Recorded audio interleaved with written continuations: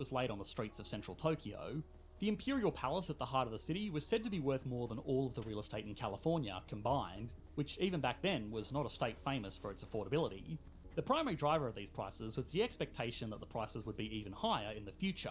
This pressured people to buy either because they were afraid they would miss out on their opportunity to ever be able to afford a home, or because they wanted to profit from future price increases.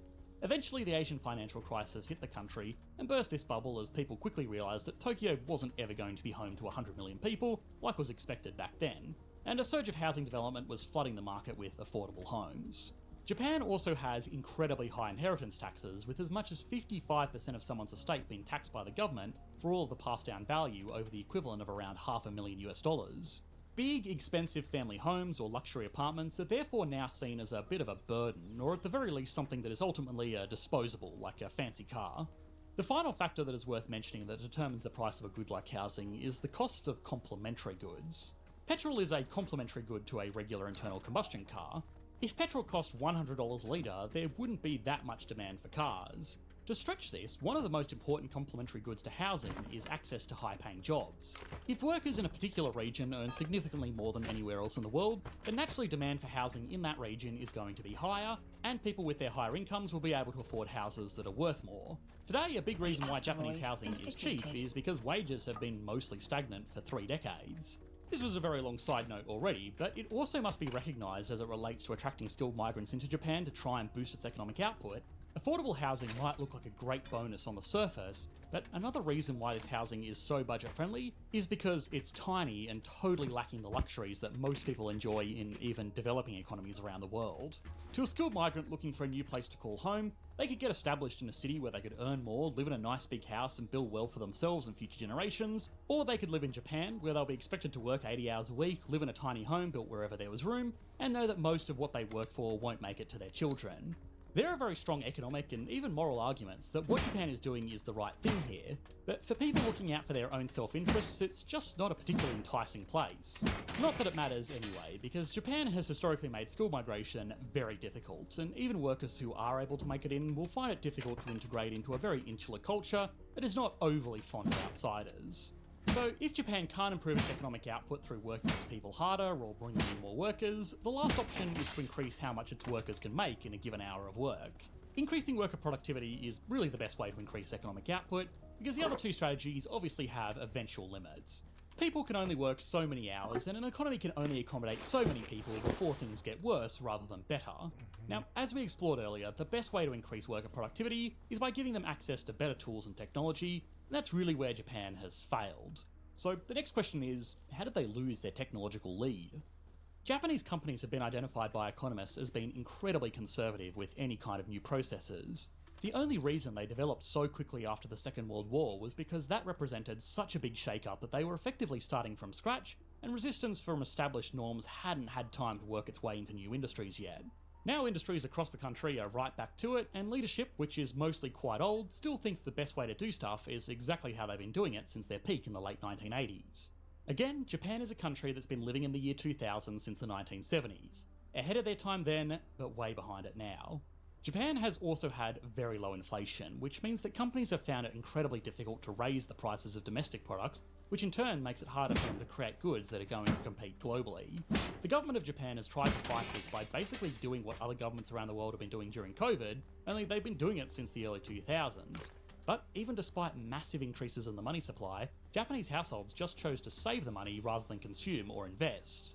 That is looking to finally be starting to change. As countries around the world had to correct for the inflation their COVID stimulus measures caused, Japan welcomed it because it's exactly what they've been after for years. Their companies had to, in the past, make public apologies for raising the price of their product by a few yen, the equivalent of a few cents. Now they have the opportunity to raise prices to levels that made more sense, so they could make a profit by making better products, rather than by cutting expenses and working their employees as hard as possible.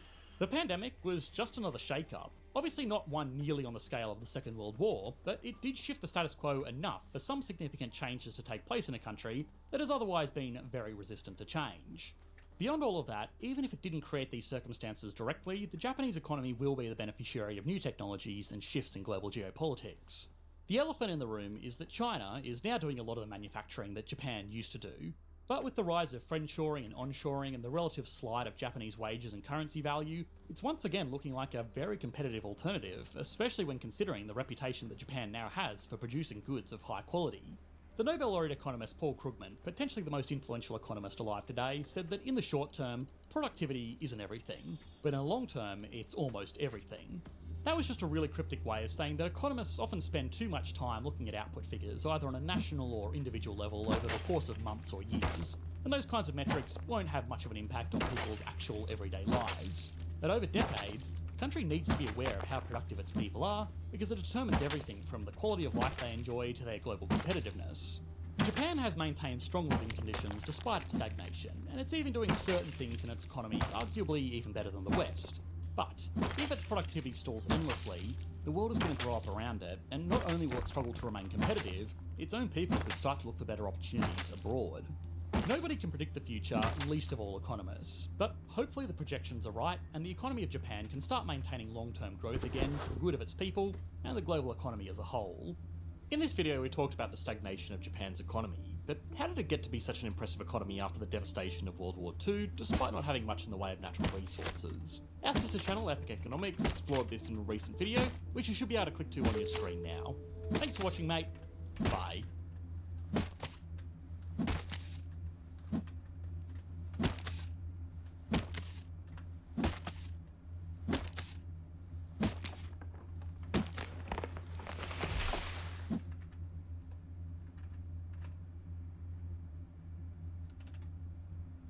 Oh my god. Just go home. Why do you keep doing this, you worthless piece of shit? Just go home. Just go home. Wait, can you warp now? Or whatever? Can you warp to one of these? No. Just go home then.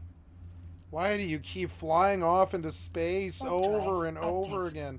I want to take the keybinds completely off. I don't use them. I want to take the keybinds off. You have sent me into space for the last time. I can't have you do this anymore. No accelerate. Nope. Nope. Nope. Can we clear it? Clear. There. Autopilot. Control S. I didn't know you could do that.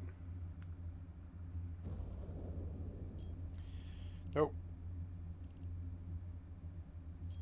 Nope. Nope. Nope. Nope. Nope. Actually, I don't mind that. Set full speed. Alt control space. What the fuck are you talking about? No. Stop ship should be control space. Yeah, tactical camera. There we go. Turn left, turn right. Yep, and then I want like window, not window, but combat. So align to should not be that. No. Nope. Nope. Wait. Just go. Okay. Just cancel. Close. Align to should be cleared. Approach should not be Q. Directional scan is good. Dock, jump, activate gate. I didn't know you could do that. But I want to set you to J. J for jump. J for jump. Right. I thought I told you to go home. Oh, you did. Yeah, so... Docking request accepted. Oh, that's all I have to do? Oh, yeah, that's way better. Yeah, okay. So, increase probe scan range.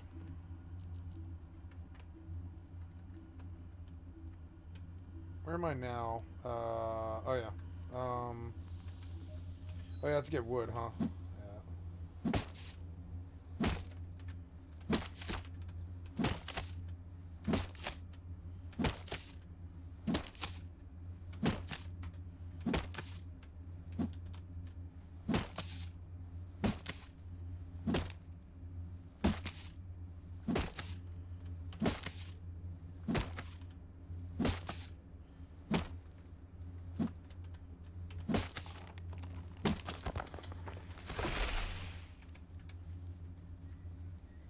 Oh, lumber challenge ended. Oh well. So now I have enough to make tools. That's good.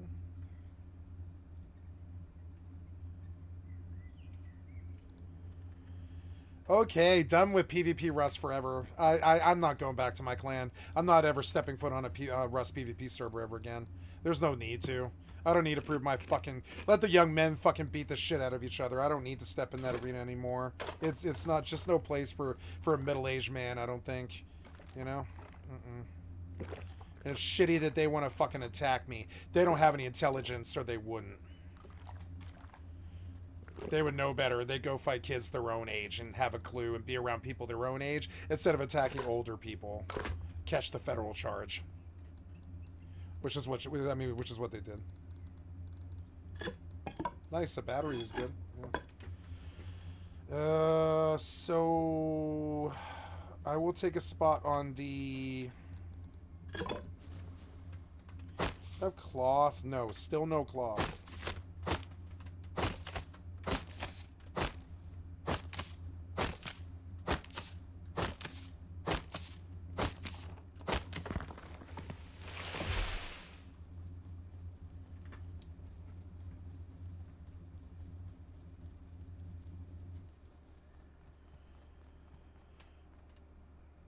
Yeah, I mean, why not? It's like right off the gas station. This guy might not like that I'm moving in like so close, but I mean, why not? I like the river. I want it. So...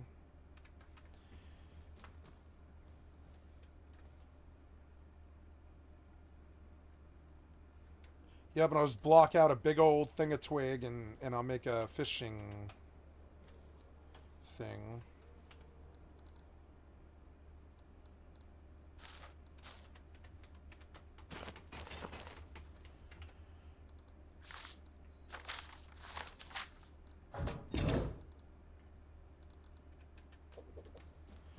Okay, so yeah, we don't really interfere with that guy, but I'm gonna stick me a claim right here. I mean, yeah, it's a nice area. I'm gonna take it, yeah. So, but we want to be like at the water level, like pretty much, yeah, like right about as low as we could get without in the water. Yeah. A little higher.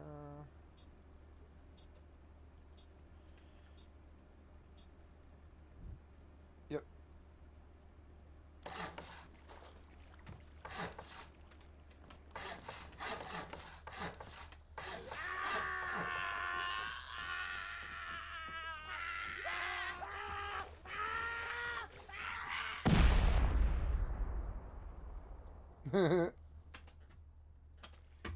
After the shitheads and rust, nothing surprises me. Oh, wait, why are we deleting? Because I don't have a TC. Oh, my god. Maybe I better start small and build out.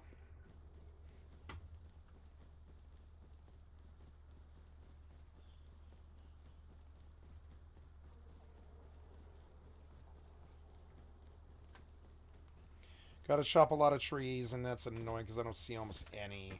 These guys are really fucking farming. Yeah, we'll just go over there, I guess. God, I feel a lot safer already. It's like, I don't want the shitheads in my life anymore. I don't have to. There's no American law that says I have to put up with harassment all the time. There's nothing. There's no one that says it is. They'll put him in jail. They won't do anything to me. There's no law that says I have to put up with it. You know?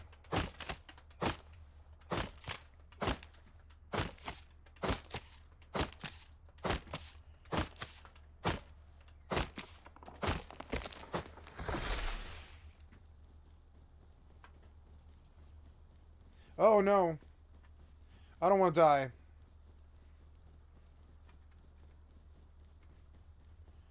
Go that way.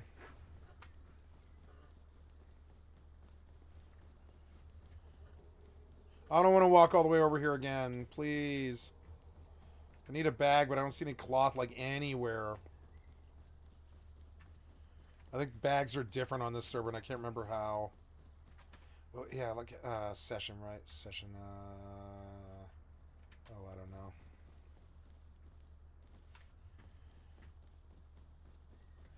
know. This looks good.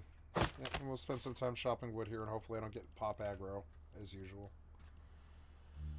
Alright, there's that. Get back. I want to be back in the shortcuts again. Lock target. Look at. Open location menu. What do you mean open location menu? Let's put that on L just to see what it is. Window locations. Okay, open location menu. What?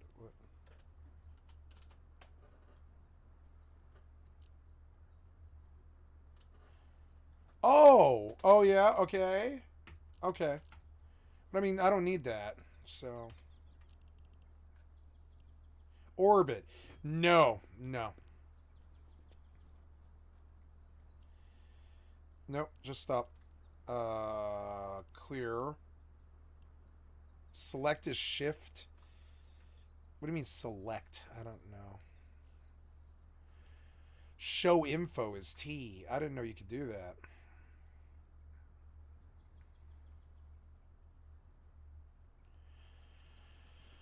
Okay, track is C. Toggle auto tracking. Oh, shift C. Oh, yeah, you can auto track, shift C. So, oh, yeah, okay.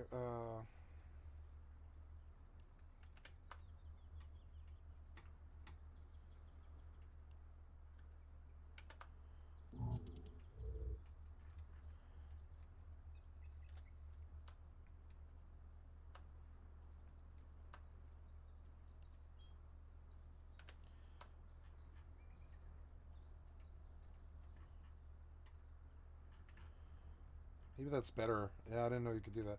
So yeah, that's everything. That's combat, general.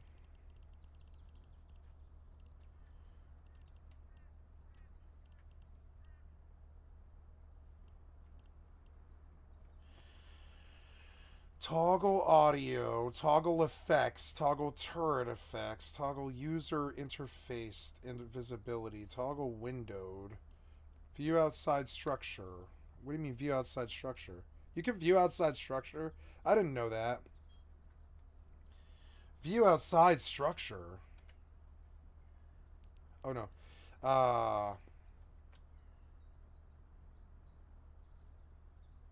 Let's set it on like that key. Sure. Yeah. Let's go dock real quick and oh, maybe maybe it has to be a POS, but this is a POS.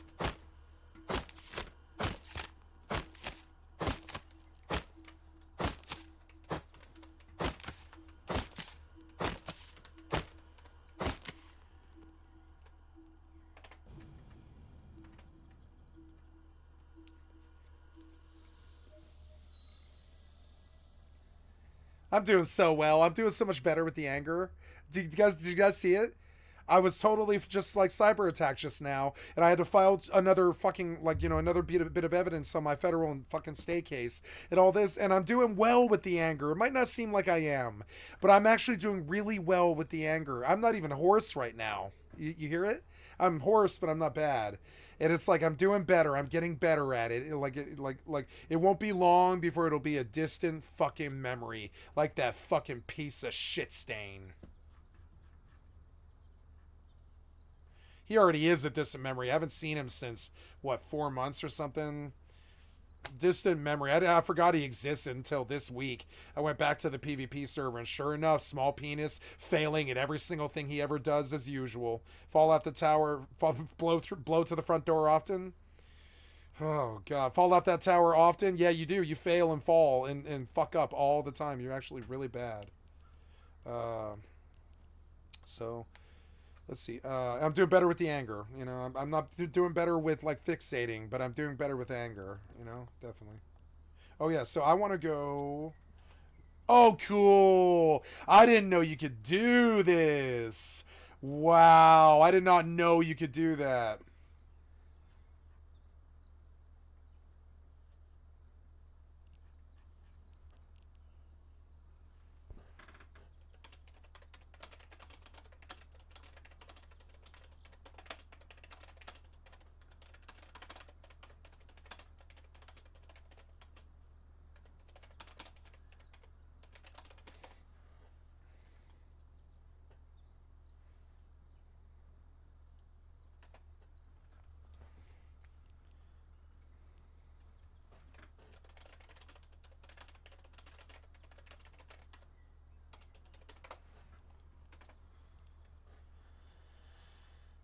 That's so cool. I had no idea you could do that. I had no idea. It's always been like this big black thing for me. Like you can just watch Cheetah from the outside. I want to live in Cheetah now. I didn't know you could do this. This is so cool. Yeah, I should look at the options a lot.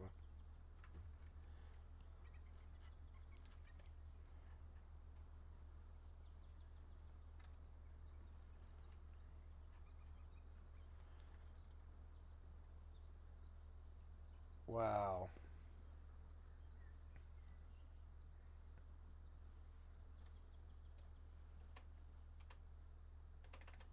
Yeah, but so how do you go back or whatever?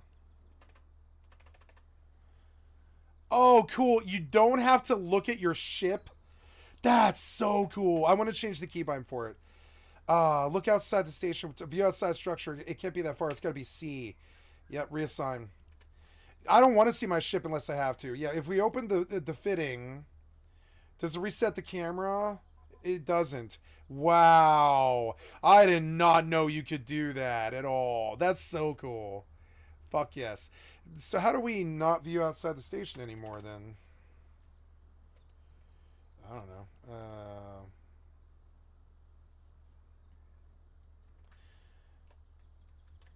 Oh, my graphics went to shit for some reason. I don't think you loaded right or something. I'm gonna bail out right now.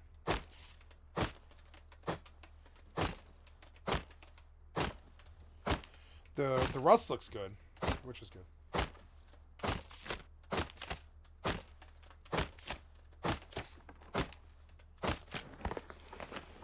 Fucking finally.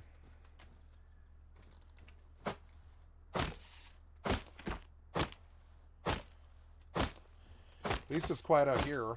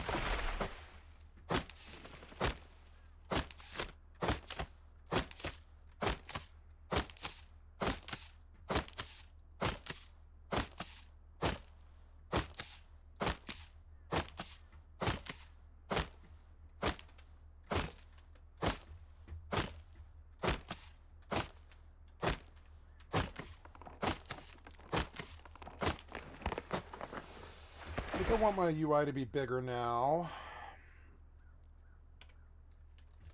That's too big. Maybe try down at like 9. Yeah, a little bit smaller. Yeah, but still readable. Lockboxes are indestructible, unlock boxes are not.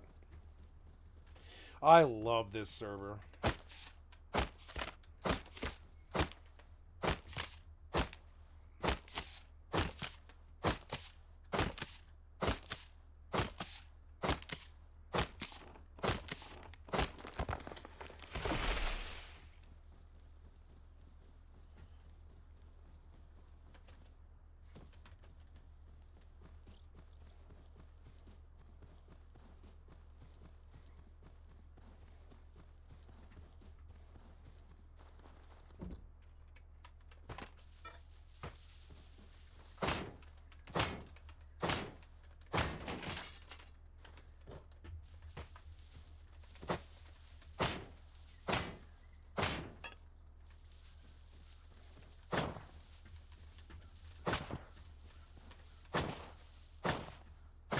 The hell?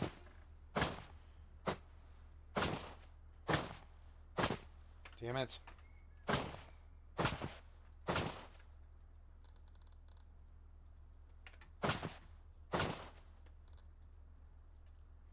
Oh, look at that. Fucking beautiful.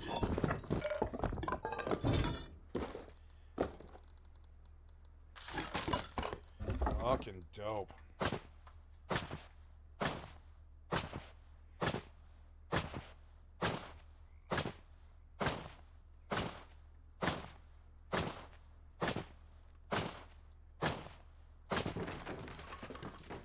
That was so annoying. You didn't drop anything? Come on, you didn't drop anything? You're just a decoration? God damn it, I thought you were loot. You had a health bar. Alright. I have 6,000 gold now for some reason. I don't know why. I died and got a bunch of stuff. Or no, probably because I'm playing the game. Loot gold stash, 6,000. Perks info, shop, trade UI, quests, mod. What are quests? Let's see, quests. Pick up a number of stone piles. Can we track this stuff? Options. Reroll daily quests, only free once. Pick up a number of stone piles. Captain solo submarine for total distance. Farm a number of sulfur nodes. Yeah, you know... I wanna... Oh, yeah. Warning. Magic item drop chance increase for the next 10 minutes. That's loud. Maybe we turn the... Yeah, that was, like, kind of loud.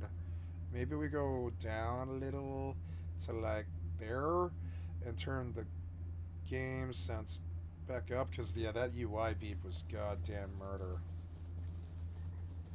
I love this server. It's even better now with trains and shit like that. Yeah, I'm gonna retire here. I'm done with pieces of shit on Rust. I'm done completely. You can go fuck yourselves with all your loser fucking idiot friends. You go right ahead. You know what I'm saying? All I try to do is play your fucking game. You don't treat me like garbage all the fucking time. Because you're garbage and you took yourself out in the end. Stupid.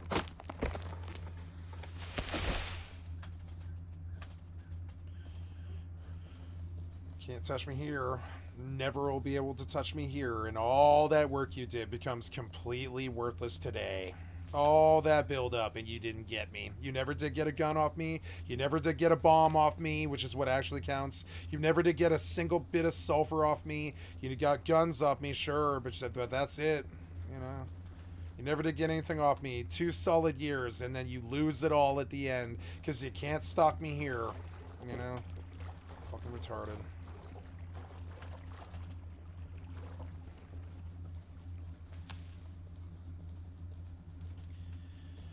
Now,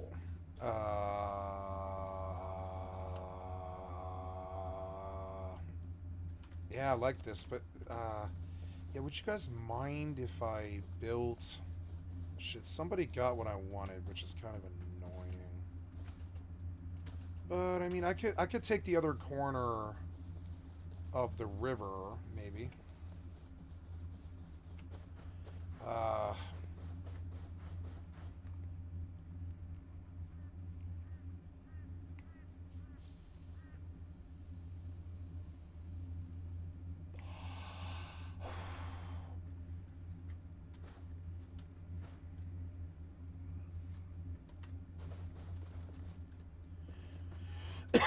I don't know. Seems like these guys might kind of mind if I just move in on top of them.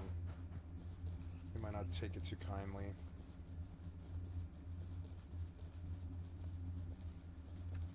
This is a lifestyle server. This is where I should have been the entire time. I just thought hardcore could be good. That maybe I could get a fair fight there. No, piece of shit hackers as usual. Fucking up video games. The one thing that they actually like in this world, they've got to fuck it up.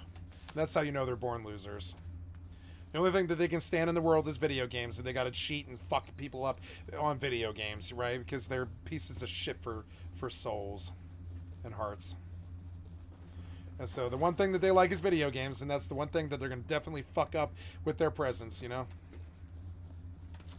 Yeah, I'm just gonna take my spot right here by the slope.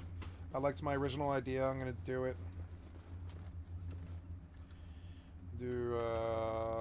Oh no, I can't, huh? Well, maybe I can, I don't know. Do I have any more wood? I can. So what do? We do...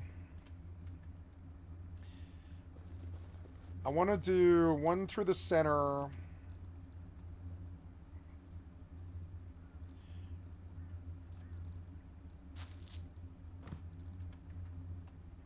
So cool. Yeah, because, like, really, the inside of the station is only to see your ship. That's it. There's no visual quality to it. I had no clue. I didn't know.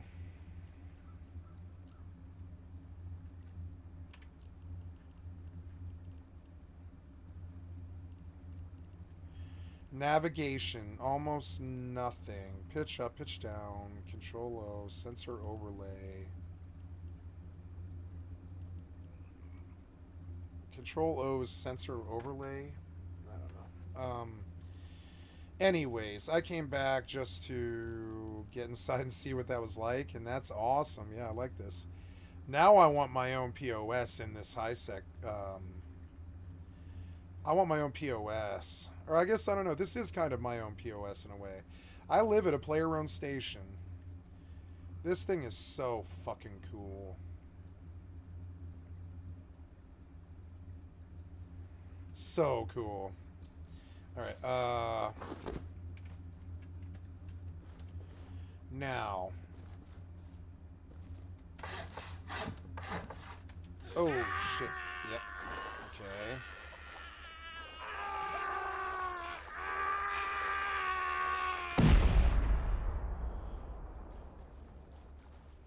God damn it. What happened to that TC? I want to put it down.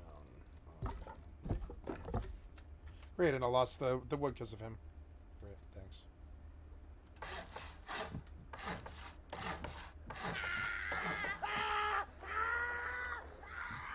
Can't be play some water? Oh.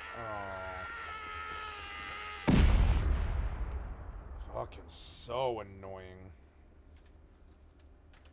I keep wasting wood. It's so annoying. Oops. Try like, yeah, like quite like that.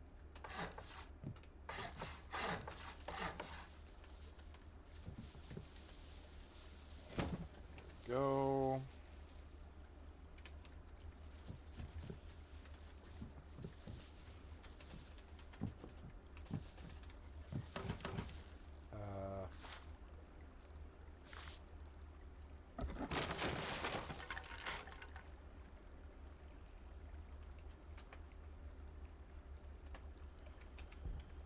Okay. I guess twig doesn't last long, is what they're saying. Okay. I guess they don't want twig stopping the zombies, I guess.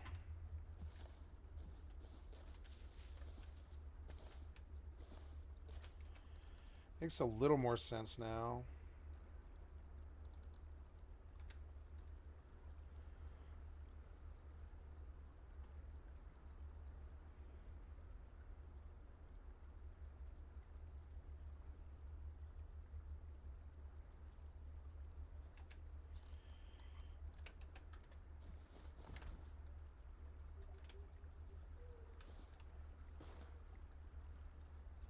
I like the bushes actually, and I want to put them in the base.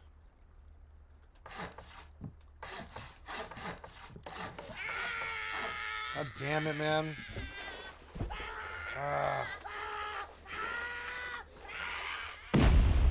Fucking so annoying. Where? Oh, I don't have a hammer out. Yeah, so I need you to actually like make this better so I can put a thing on it. There. Now, make it better. Oh, at least I got that.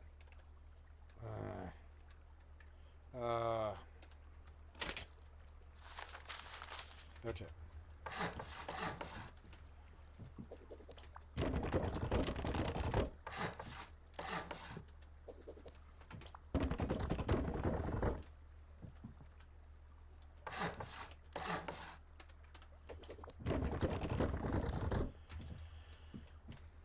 How much wood do I have? 2603. I'll have to chop more, but it's getting towards sunset.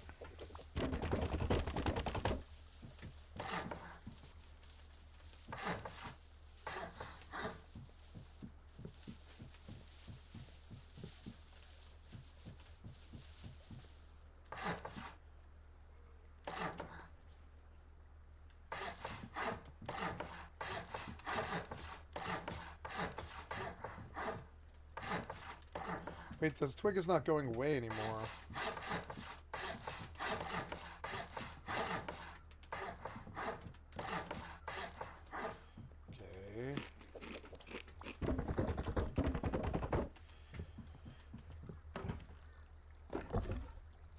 better go chop some more wood, I guess. I don't know. Should I make a box and leave the loot in the box? Yeah, let's leave a box. I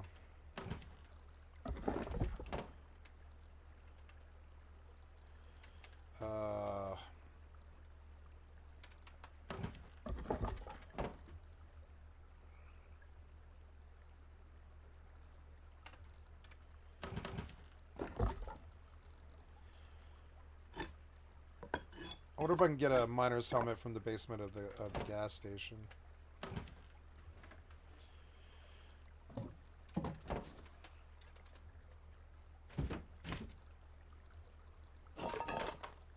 Wish there was a take all button.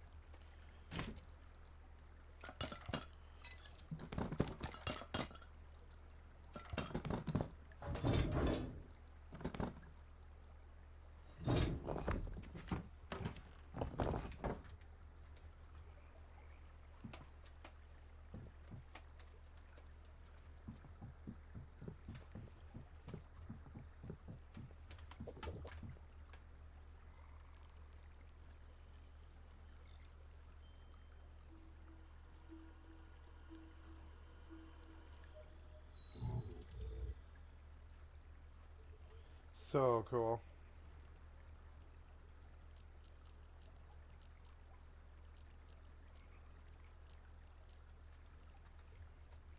Warp drive active.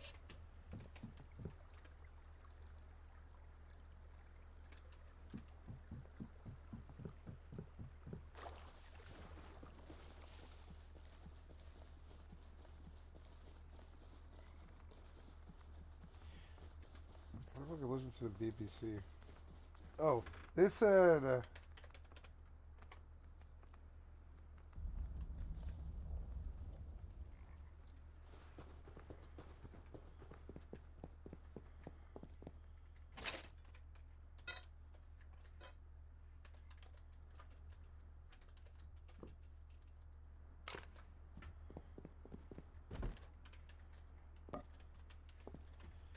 that was kind of helpful, but it wasn't what I was looking for.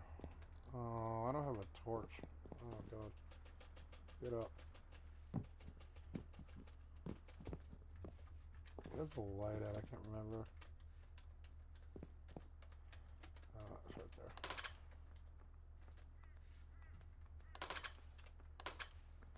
There we go.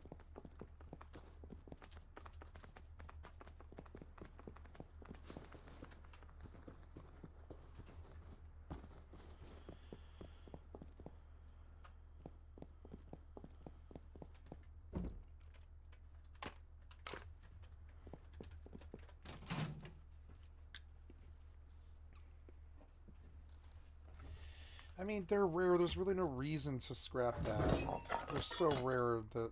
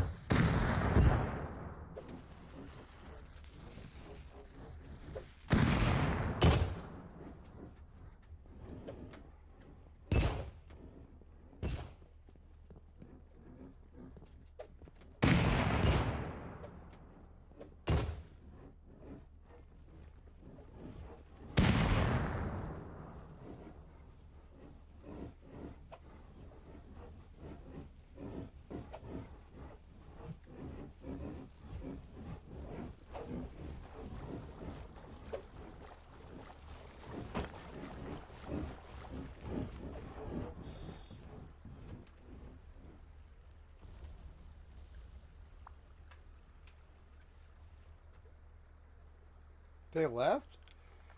They left. Something about water? I don't know. Well, whatever it is. I'll take it.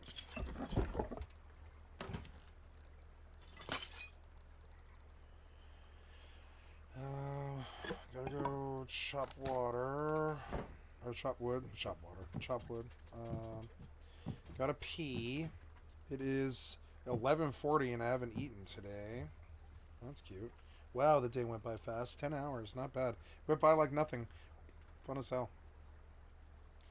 What happened to... Wow, it just like keeps crashing out, I think. Or no, I crashed it out, I think.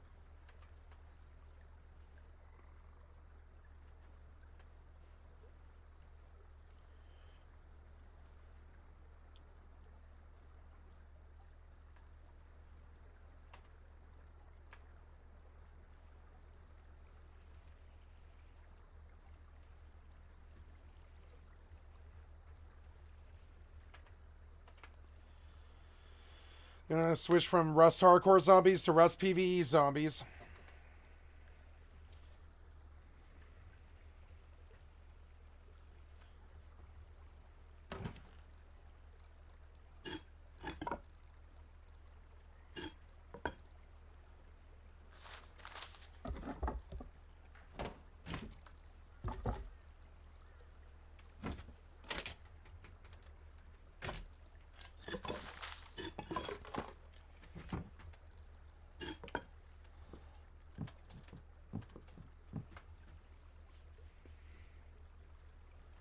I like the sound of the water. It's good.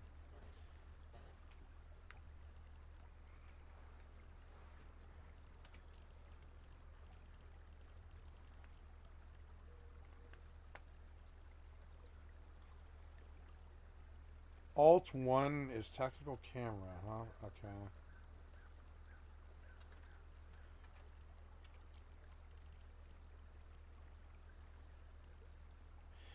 Cameras. I don't see why they couldn't be on 1. Oh, combat tag item.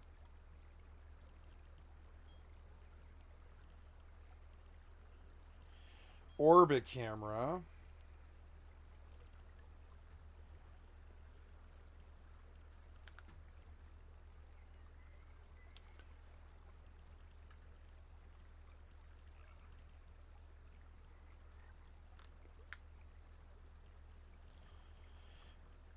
Set full speed, huh?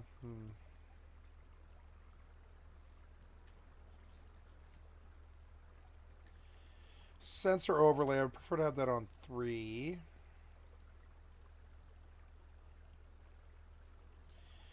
Tactical overlay. Oh, wait, no. Wait, cancel. I want that on... Tactical camera. Oh, no. I want tactical camera on 3.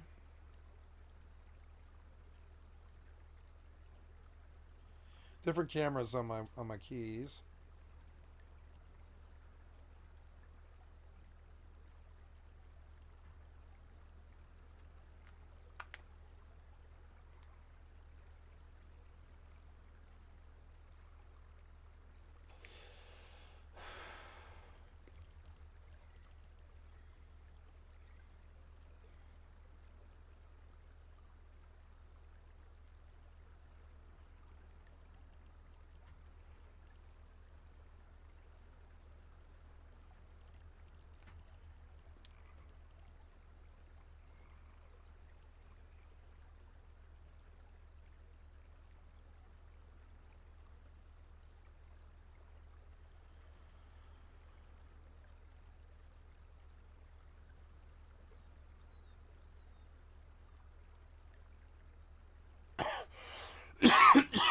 No, autopilot does not need to be bound, but the cameras wouldn't be bad.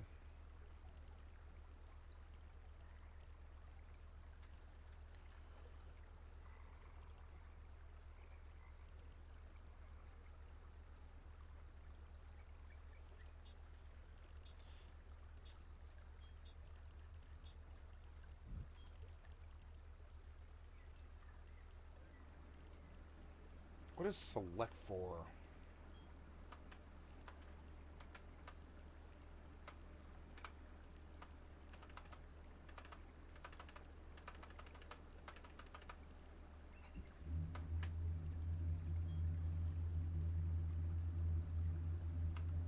Isn't that the same thing as just...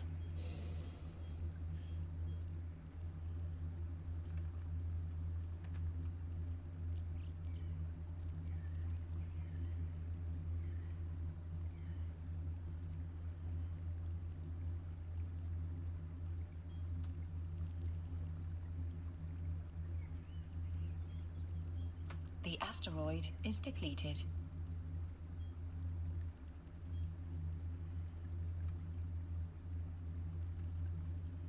Oh, that's what a mobile tractor unit looks like? I didn't know that. That's cool. I had no idea what they look like. Oh. I'm going to scoop it and move.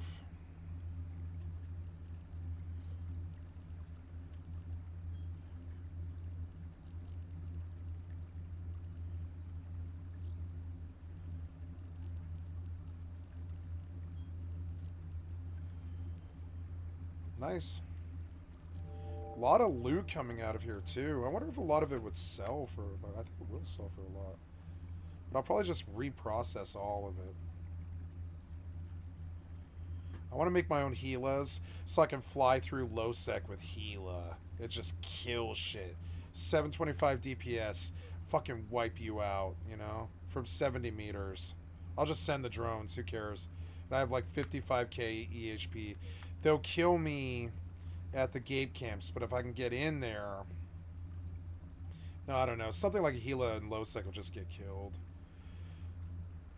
I might move to this corpse high sec standings and stuff. Just like, you know, if they'll let me. But I'll hang out for a year before I do that. And I'll build a POS out there. And I'll spend 10 years in EvE, like, building my own little personal fiefdom out there in null sec, like I did in every other game. Oh, good, it's dawn. Let's go chop some wood. Oh, yeah, I didn't get into WoW yet, did I? No. So... Rust has become my Minecraft. It was my Minecraft. I can't do Minecraft, but I can do Rust, and I will do Rust. I like Rust. Rust needed more mobs and less fucking shitheads, you know? It definitely did. I've noticed that if you alt-tab this load, it, like, loads wrong, I think. Yeah, because your frames aren't right. Oh, no. No, just the frames aren't right. Maybe this server is too much for an upscale. I don't know. What are the graphics at right now? They're 1920 by 1080. Hey, what's up, Dave? Happy New Year, buddy. How you doing? Haven't seen you in a while. A lot of good games coming. You know, I saw Asmongold went to Monster Hunter World, I think yesterday. And so they're, I don't know if you noticed, but Monster Hunter World on PC has experienced a resurgence right now, which is cool. And I thought of you because I know you like those type of games, don't you? Yeah, I think you do. I'm going to fix my graphics. Something's wrong here. What is it? Throne of Liberty. Ah, cool. Yeah. Yeah, I've done a deep dive on Throne of Liberty, and it's just not looking like my game, unfortunately. But, you know, there will be others. PAX Day, either. I don't think PAX Day is my game, either. It's unfortunate. Yeah. Yeah. Yeah, that's cool. Right on. Yeah, like, you know, I'm sure a lot of people will like it. Can't go wrong with, you know, now, Dave, I've been with Amazon Game Studios very, very loyally now, I'm sure that's a good game. I just don't think it's my game, right? So, and one of the reasons I say this is I have sunk 1,150 hours into New World, which is also an Amazon company, and I have faith in Amazon being a really, really fucking good company. And so, you know, I'm surprised that Throne and Liberty wasn't to my taste, but it's, you know, because it's more that Asian grime fest thing, and that's usually to my taste. But this doesn't look like me. I don't think. It's kind of annoying. Oh, is it? Oh, I'm sorry. Yeah, I don't know what to do about that.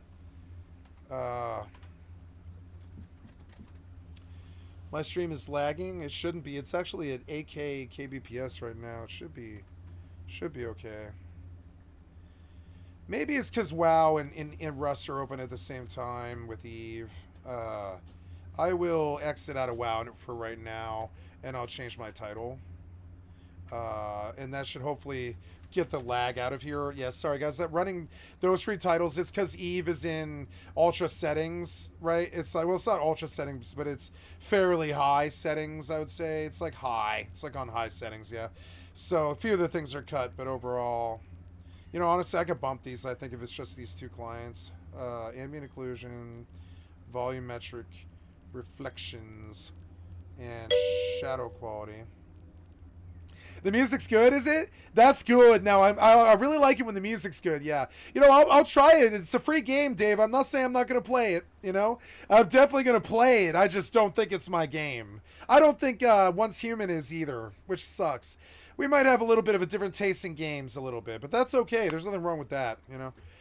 There's always more coming. Dragon's Dogma 2 is coming, you know? Oh, man, I can't wait. Like, there's a lot of really good games coming. Oh, man. On January 24th, one of the major reasons, Dave, that Throne and Liberty isn't up my alley right now is because Enshrouded is due on, I believe the release date for Enshrouded is January 24th. Yeah. Early access hits January 24th. That's in like what, 17 days. It's Shrouded hits. And so if you want to know why I'm sort of cooled on Throne of Liberty is I can't get an invite. I've been waiting for weeks. I can't get a fucking beta to Throne of Liberty, so can't play it. So and the other thing is Enshrouded's hitting on the 24th, and I know that's gonna eat my soul. I know that's a good game. So yeah. But you know, sooner, and I'm definitely gonna play Throne of Liberty when it hits America, you know, or I'm sorry, gets out of closed and into open beta. It's an open beta, but it's actually not. There's only like 50,000 people allowed in. It's kind of annoying. So I did a lot of looking into it. Like, why can't I get into this beta to see how good the game is? It's because like they have a good game on their hands. I'm not saying the game's bad. I'm just saying that, you know. That's good. Yeah, I actually, Dave, believe it or not, I had the Stream Sniper come at me again now and waste another 2 hours of my time today. 2 years later, it's been 2 years we've had this fucking cocksucker, right? And today I swore off PvP forever. Cause I'm a middle-aged man. I think it's a young man's game. I'm getting killed every time I fucking get into it. Not every time. When I'm on a rogue or something, I'm doing great. But most of the time, I just get killed 2v1. And so I'm swearing off PvP as of today. Like the Rust server that I'm on right now, it's a PvE server. And I'm gonna stay off Fortnite. I'm gonna stop playing Overwatch. I'm gonna stop doing PvP in general. I know that sounds fucking crazy, but the people that I meet doing it, I view them as dishonorable most of the time. The way that they play is dishonorable most of the time. And I'm having a really hard time with that, buddy. And like today, I had like a crisis of faith. Every PvPer that I meet treats you like absolute garbage. They always have some advantage. They always have another person. And I'm feeling pretty sick of the PvP. And I've gone to Gladiator and WoW, gone all the way to it within 15 points. They call it Rival. I've gone to Rival. That's top 5% of the PvP community in all of WoW. Oh god. No. Oh. Get off me. Go away. Oh, sorry. So I got to do a lot of things here. I'm distracted. Yeah. See, I'm like not good at PvP. I'd say I'm like maybe 60% on the chart. If the chart was 0 to 100, I'm sitting at about 60. I've got 600 wins on Fortnite. I've got, I don't know, 1,200 wins on Overwatch. I've got 1,200 wins on, what's it called? Hearthstone. You know, there's a few other games like Rust. I've gotten a lot of kills on Rust, but I just, you know, it's the passion for me is gone. Something happened this year where I'm just not an angry person anymore, and I don't want angry PvP people around me anymore. So I'm gonna stay off of PvP games, and I assume Throne and Liberty is primarily a PvP game. I mean, EVE Online is, but the thing I love about EVE Online is I can just sit back and PvE all day. I don't have to PvP if I don't want. Well, I don't know. I've never seen you PvP, buddy. I don't know. I see you playing Tarkov, right? I saw you playing Tarkov on Discord. Dave, if you're playing Tarkov, you're better than most people. You're better than me. You're not better than me, but you're definitely, well, you might be better than me. I don't know. I've never fought you. But like, but I'd say you're definitely in the top 50 percentile if you're playing Tarkov. Tarkov's a hardcore PvP game. If you got the patience for Tarkov, you are a PvPer, Dave, and you're a good one too. I believe it. Now, even if you die a lot, it doesn't matter. Anybody willing to play Tarkov, that's a PvPer. Definitely. Now, I gotta get to the forest without them fucking with me. They're just gonna kill me. God damn it. I don't even know what to do with it. You son of a... Oh.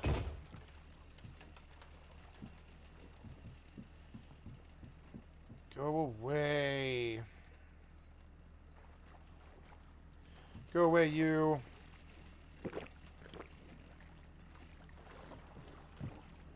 Yeah.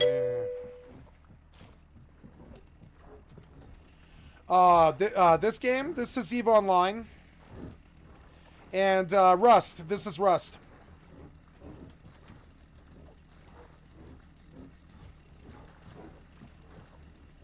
This is like a Minecraft PvE server. This is like Rust is like Minecraft. It's got many servers and they can all do different things. This is a zombie server. But it's not hardcore, it's PvE, which means that I can't be shot by a player here. It's only mobs.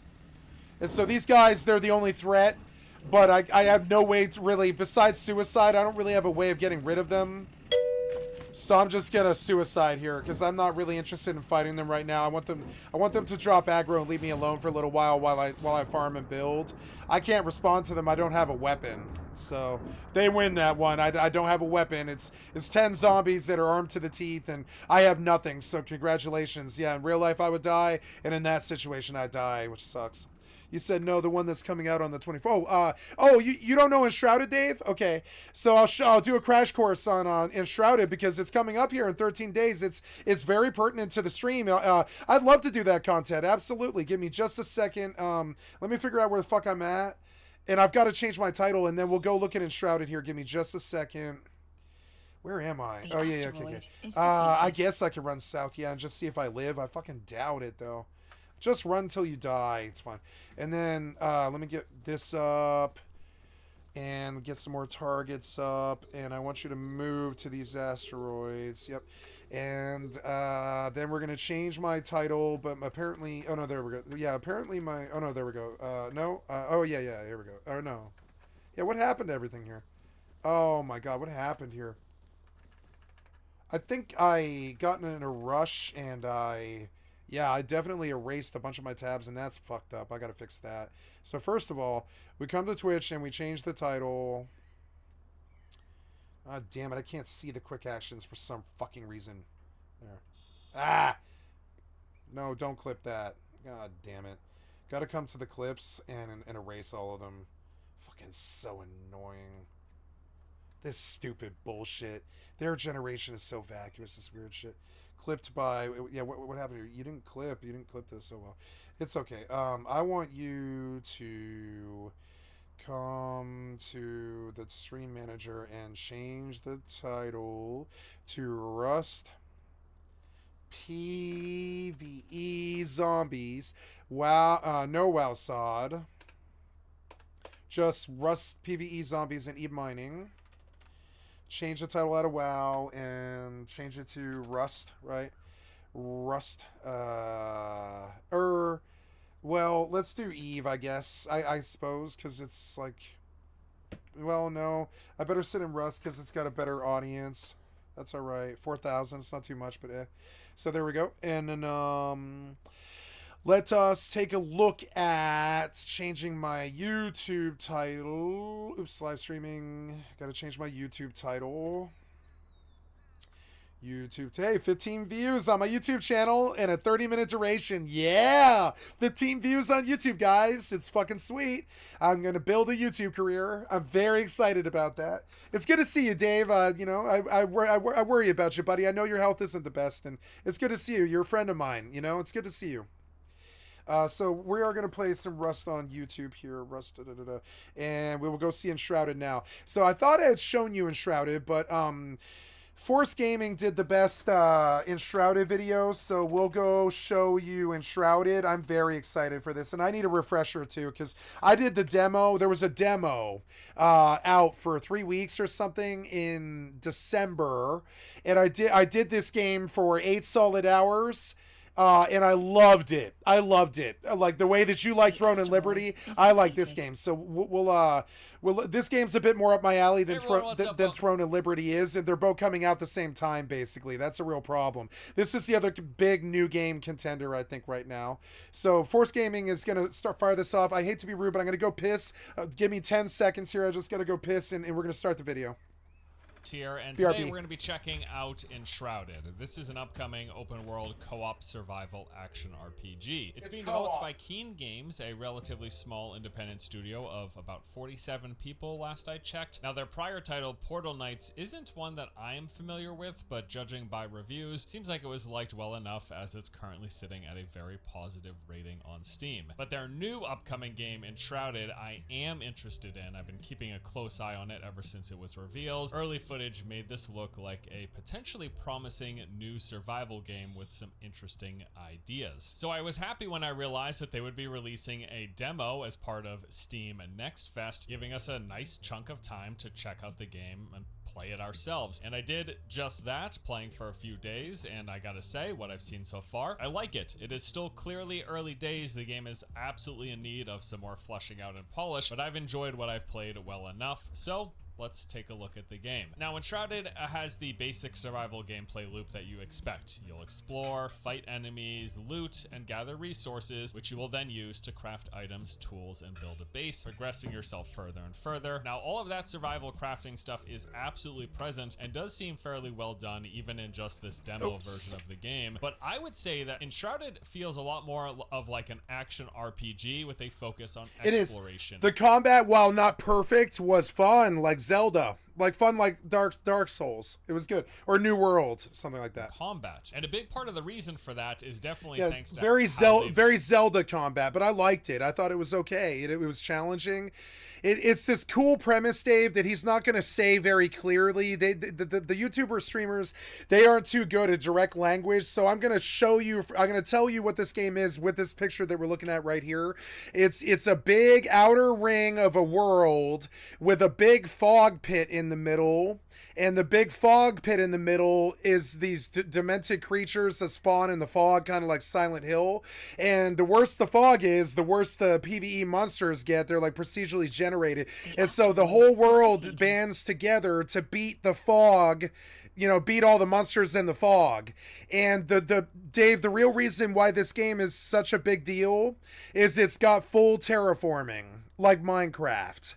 So I experienced it. You can dig a hole in the side of this mountain. Say like right here, you can dig a hole in this side of a mountain and build a base inside. It's got the building of Rust and the building of Valheim, and it's got the terraforming of Minecraft. And I know it sounds like it's got too much, and they're overhyping it. But I played it, and they're all good systems. They work.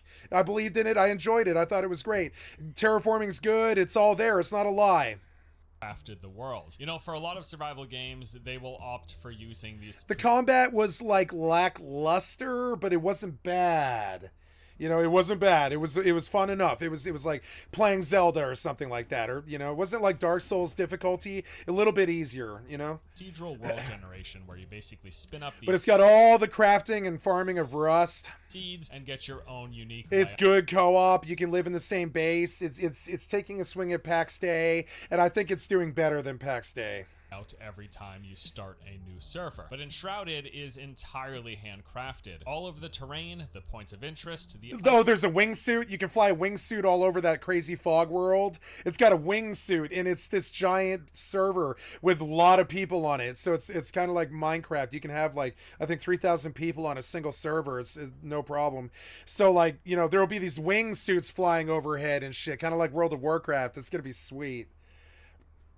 locations. Yeah, the wingsuit is dope looking. I can't wait to use the wingsuit. They didn't have it in the demo, but it's in the game. I think they did have it in the demo, but I didn't go try it. Or wait, yes, I did. I think I did. No, I did. I flew with the wingsuit. I did. Yeah. It was good. And where things are is the same for everyone every time. Yeah, it's got like that Zelda combat. Like he's like the bow kind of feels like a little clunky, but it's fun. Even with the demo restrictions, though, which put up a barrier placed around the play space, preventing us from moving too far beyond a certain location, there was still plenty for us to do and see. There was tons of cool Genshin Impact Zelda stuff to do. It was, it's gonna be a good game, Dave. I don't know if it'll make a big drop, but every streamer that I've seen who's reviewed it gave it a good review. So we're guessing it's a good game. I'm guessing this one is a bona fide good game. I'm certain Throne of Liberty is too, or Amazon wouldn't fucking touch it. So don't get my like reluctance to play it as some kind of saying it's a bad game. I just don't. I have a very little time, points of interest and various. And so I had to pick one. I had to pick one for the early quarter. I'm picking Enshrouded because I played Enshrouded. I can't get into Throne and Liberty. Spots to explore. These included things like ancient ruins, dungeons, and castles. The way they did I don't like the way they do their closed betas and stuff. I don't like that stuff. It really gives me an anger issue sometimes. I don't like being excluded from my peers. I don't like them getting access and me not. Just because I don't have a lot of like a million follows like fucking or a million subs like fucking Asmongold, that doesn't mean that I shouldn't be in that beta, And so, I'm a little bit angry with AGS over that because I have like very religiously closed and open beta tested one of their four of the other games, New World. I also very religiously closed and open beta tested one of their other games, Lost Ark, and I very religiously played New World. I am an Amazon Game Studios like fan, and I felt very slighted that I couldn't get into that. I still haven't got into that fucking, so I got like there was problems there a little bit. But yeah, and so but both these games are good. I'm gonna play both of them. In underground caverns, makeshift camps, and compounds full of different types of enemies. There were massive towers that included jumping puzzles and all sorts of loot for you to try to unlock. Yeah, it was fun like Tower of Fantasy, but it didn't feel popcorn candy like Tower of Fantasy. It had a lot of good quality content in it, like Rust and Minecraft, but mixed with like Zelda. It's like a Zelda Minecraft. Abandoned buildings and towns, various farms, and even salt mines. Again, yeah, the shit was cool. All the design is really cool because it's all hand done. It seems to have quite a nice mix of fantasy locations. Yeah, it's a beautiful game. Different places to explore, all of which are full of resources. Like, it looks crappy because it's in his like redetermined demo, like early version, like 1920, 1080. This video is from 2 months ago. And so, yeah, the demo was in December. I guess it was November now. Yeah, November. Yeah. And just a harvest chest for you to open to gather loot. So one of the cool things that he doesn't talk about that I wish he would is notice that this guy opens a chest, right? All of which are and that chest is made of wood. And so like one of the things that's so cool about this game is he can pull out a hammer and he can take out this pillar if he wants. He can go to that chest and he can break it like Minecraft. He's not thinking about it, right? He walks away from the chest, but the chest is actually a valuable source of wood because the game is actually like Rust and Minecraft. Everything's made of something. So if you want stone, you could come to this cave, and if you were bored, I mean, it probably wouldn't be very productive. It would get you some stone though. It would get you stone if you're in the need of stone. You could come to a cave like this and you could burrow out backwards from behind this chest like Minecraft, and you could dig your way out and upwards to the top of the mountain. And that to me is the next gen. It actually has terraforming, like really like Minecraft. The only other game I can think of besides Minecraft that has terraforming is like what, Terraria? There's like 2 terraforming, or no, what about Trove? Trove's got it. There's like 3 games on the market that have like building and terraforming, and so this will be the 4th one on the market, and all 3 of those other games are good games in their own right. Trove is a kid's game, But I mean, like, the other two are really good. Oh no, no, Valheim. Valheim has it to a lesser degree. Valheim had terraforming, but it sucked dick compared to this game. You can terraform your way through the world. You could probably dig yourself to the center of the to the bottom, where like literally it would take you probably half an hour, 40 minutes to run back out of the thing you dug. You know, like Minecraft. It's got that Minecraft digging, and I like that. Resources to harvest, chest for you to open to gather loot. So he opens the chest, but in my Rust brain sees wood, but he walks away from it because he's not a survival guy. But I look at that chest, and not only do I see the loot, I see the wood. You know, the chest is a valuable source of wood. And he ignores it, but you can break the chest and take the wood, and the wood is valuable. You can take that and take it back to your house and build a wall with it. Enemies to fight. Now, on top of those like unique named areas, yeah, it's got jumping and climbing and all that glider shit that you should have. It's an actual contender, you know, like Throne and Liberty. Both of them are good contenders for this year. I'm guessing that one or the other is going to take Game of the Year, Dave. This is the other contender. What's no doubt one of the biggest standards. So I had to choose one because I will not stop playing EVE Online. I will not stop playing WoW. I will not stop playing Rust. So I've only got a quarter slot left, you know, to take up my brain space. And so I've got to pick very carefully what I do in the early quarter of the year, because I've got to build this an audience off of that. Yeah, I mean it is. Yeah, but it's probably not as polished because they don't have the money that Amazon Games has. It's not as polished as Throne and Liberty. It doesn't have. It has the scope of Throne and Liberty. It has all the politics of Throne and Liberty, and I'm fairly sure it has the PvP even, like Throne and Liberty. But it's not. It's not a triple A-ness game. Not really. The people who made this game made Portal Knights. That's an indie game. This is an this is an indie company, probably doing about the best we've ever seen out of an indie company, short of what is it? Genshin Impact Company. They were an indie company when they started, but their game is wonderful. Kids play Genshin Impact. It's a free game. It's a wonderful game. Like Dauntless. Dauntless is a wonderful free game too. This game is going to be $20.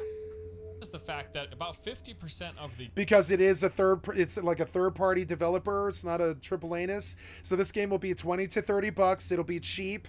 Game world is enshrouded as the. It won't be free like what's it called, Throne and Liberty, but there's no gacha, there's no store, there's no skins or anything, you know.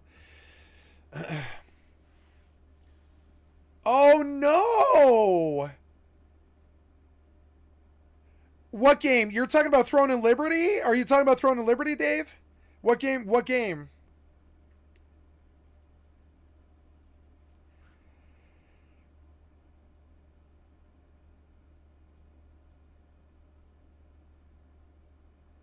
What game? You left me hanging.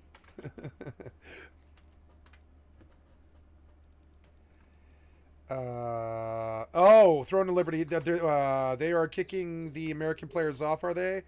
Let's see what you just said. You said, I just found out the game I've been playing, they are trying to remove all players that are not Korean, and it's happening now. Damn, I may have lost the...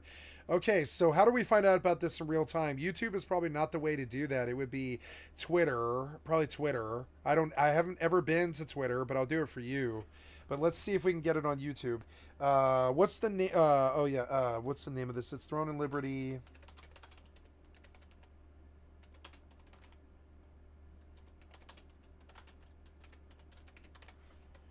Let's see if Google can pull it.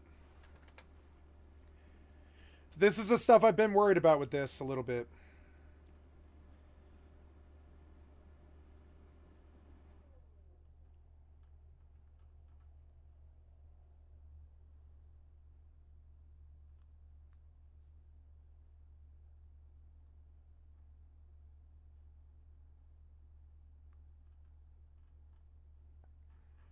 I don't see anything new.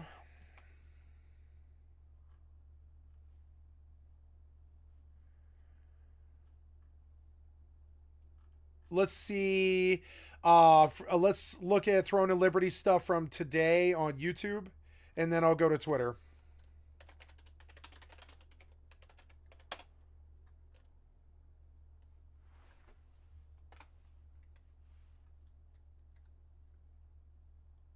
Let's look at the last hour.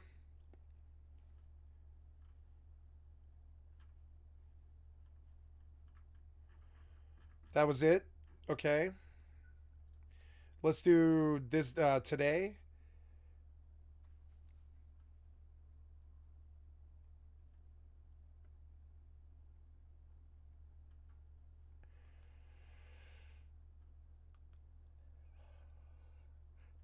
$500 player. Ooh, public raid. Let's look at that. Sandworm enjoyers, desert enjoyers. What? Let's look at this. Oh no. Ooh, public raid. Is the poison? Body fluid. But it looks base Let's to run me. through. Yeah, okay, so that cleanses the poison. Like worse than WoW. That's the poison ability. Oh my god, look how many people have just consistently poisoned. But it's still a public raid. Go for a block. Oh my gosh, look how many people just died from the poison. Oh my god. Like, dude, 60 people just They were fucking got already- wasted. It's a real public Through raid. Guildhall, Get the neutralizer. I'm playing this game. I'm playing this game when it comes out. I'm definitely playing this game, Dave. It's sold. If it's got a public raid, sold. I'll dedicate. I don't care. I'll dedicate if it's got the public raid. I wish they would just say it. Public raids. Look at this. This is amazing. Yeah, I can see why you like this. I can see why you like it. I'm sold. Fucking sold. See, you got to find the right stuff, you know? Yeah, were you there? Okay. Were you there? Okay. Yeah, this is so many people. There's the poison again. See, people don't believe me when I say there's 3,000 man fucking public raids coming in World of Warcraft, and because I've seen them. I've been in these raids. You've been in this raid, huh, Dave? You've been in this raid. Like, trust me, it happens every Sunday. Good shit. See, I want more. See, now my problem is I can get this, Dave, every day, 3 or 4 or 5 times a day on New World if I want it. You know, so it's not like I haven't had this before. And I would say New World did this better. But I haven't played Throne and Liberty. I don't know if it's better. I don't know. We're on the neutralizer. It looks okay to me. It looks sort of cell phone game-ish. A little. So, But it looks okay to me. Graphics look good. Shit looks good. It's got auto combat, right? That does not turn me off. I like auto swing combat. Always have. Got no issue with it. You know, I like auto swing combat. Never had a problem with it. Or sorry, autoplay, right? It's got autoplay. I'm fairly sure Throne and Liberty's got autoplay, right? Just adding the game. Yeah, only just got added in the game. Yeah, I'm fairly sure, right? Throne of Liberty autoplay, right? The auto combat. We're going to say the auto combat, right? I think. Auto battle, right? Auto battle, Throne of Liberty. Let's see. Let's see it. And nothing about the lore. Wow, of the graphics are game, beautiful. and have never been interested. Is it a cutscene? No. Quest encountered in No, wow. Yeah, that's a beautiful game. Jesus. Detail's good. They're using the AI correctly. Don't fuck with Korea, man. They're like the most technologically advanced society on the fucking planet, short of Japan. So like, yeah, like the Koreans don't fuck around. Like their AI will actually make the game good. I've seen it in Tower of Fantasy. Tower of Fantasy wasn't my favorite game in the world, but the AI made Tower of Fantasy really fun. It absolutely did. All the stuff that was going on and all the procedural stuff and all the artwork looked actually hand drawn even when it wasn't, because the AI is randomly placing stuff. See it? The AI placed this painting leaning up against the wall because the AI knows that sometimes people might lean paintings up against the wall, because usually paintings are either hanging or leaning, one or the other, right? So the AI knows that the paintings lean, and while I don't think they had the time or money to do anything like to truly hand draw any of this, except for this, see it? The head cornerstone is done is a beautiful piece of Korean artwork. You guys probably don't see it when you look at it like the Matrix, but I do. All of the rest of this is AI. All of it, from the X's on the wine cabinet to the art leaning up against the wall, which I absolutely love. I love that AI can do this. It can lean artwork against the wall, which literally makes my brain think, Like, it doesn't happen like this, but it tricks your brain into thinking that there's a vassal and a clerk in this fucking castle with servants and crew who aren't in the room because the Lord is doing business, who will come in and hang that painting in a bit and clean the dust off of it later. Now, all it is a painting hanging against the wall, but it tricks my brain into thinking that there's somebody doing something with the painting, which adds depth to the world. And the AI is getting much, much better at doing this. The only thing in the entire scene that is hand-drawn is the character and the chairs. No, well, yeah, the chairs are bought assets, but the character and the head cornerstone, see it, is really beautiful. This is a wonderful, wonderful piece of Korean artwork right here that is worthy of the ages. I don't care if it's a bought asset or not. It's a really beautiful piece of Korean artwork. I don't care what anybody says. It's got a wonderful, wonderful beauty to it, this piece right here. And I know it's like so nerdy for me to focus on this, but like a studied eye knows the difference. I know when AI is being fed to me, and I know when they're hand drawing, and I know when there's a mix of it. This is a good mix of it. When there's too much AI, it sucks like Tower of Fantasy. When it's just the perfect amount of both, it can be really, really good. That's like Fallout 76. Fallout 76 is a perfect mixture of AI and hand-drawn and hand taken care of, hand delivered and it's like artists made it. It wasn't made by AI or bought off an asset store. It was like actually made. And so hold on, I gotta dock up here. Gotta dock up. Active. I logged out of Rust, I guess, which kind of sucks. I guess I'll relog into that server. There we go. And so we are going to go back to Throne of Liberty here. Sometimes be so hard. Now I came for the auto combat, related and I'm not getting it without any negative consequences for them. I didn't like Lost Ark. I'd like to talk about the convenience of the gameplay. I probably choose the worst weapon to start the game. A sword and two frankly fucking beautiful. I like the Ferris wheel. And a sword. Great sword. Sure, I can change them, but I've already invested too many resources and time into these weapons and skills to simply switch them out. It seems... Look at that beautiful Korean artwork. Fucking beautiful, just breathtaking. From the area around it to the, I know Throne of Liberty is a good game. I'm just scared it's not my game, but I haven't played it yet, so we don't know.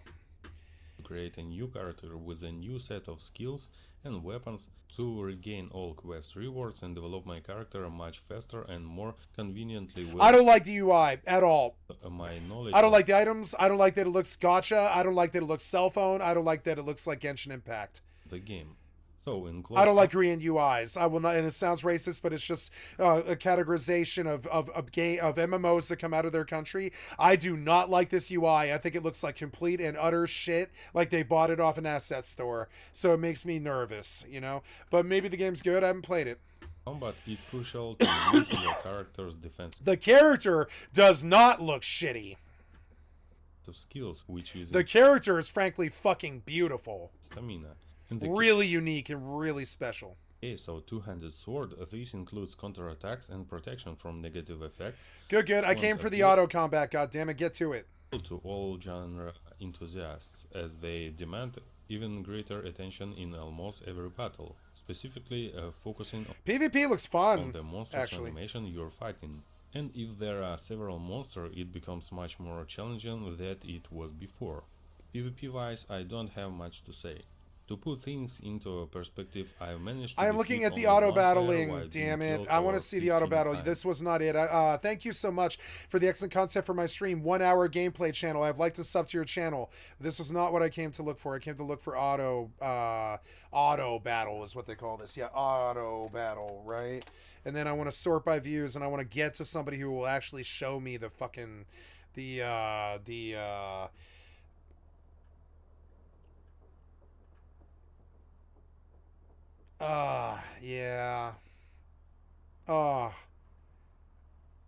Okay, they fixed it, did they? Okay, okay. Okay, now we have action combat without automatic fighting.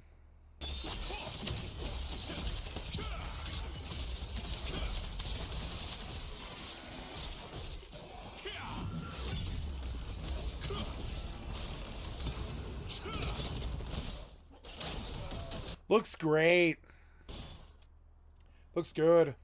Yeah,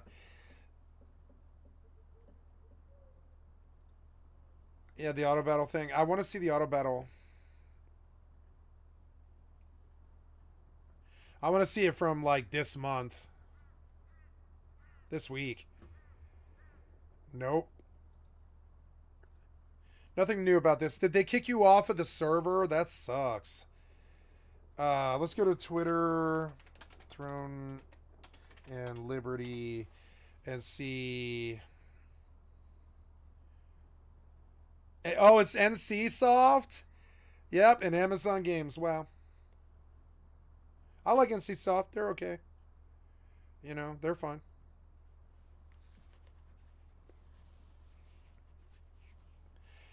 Get out of there. Why do you do that to me? It's fuck Twitter.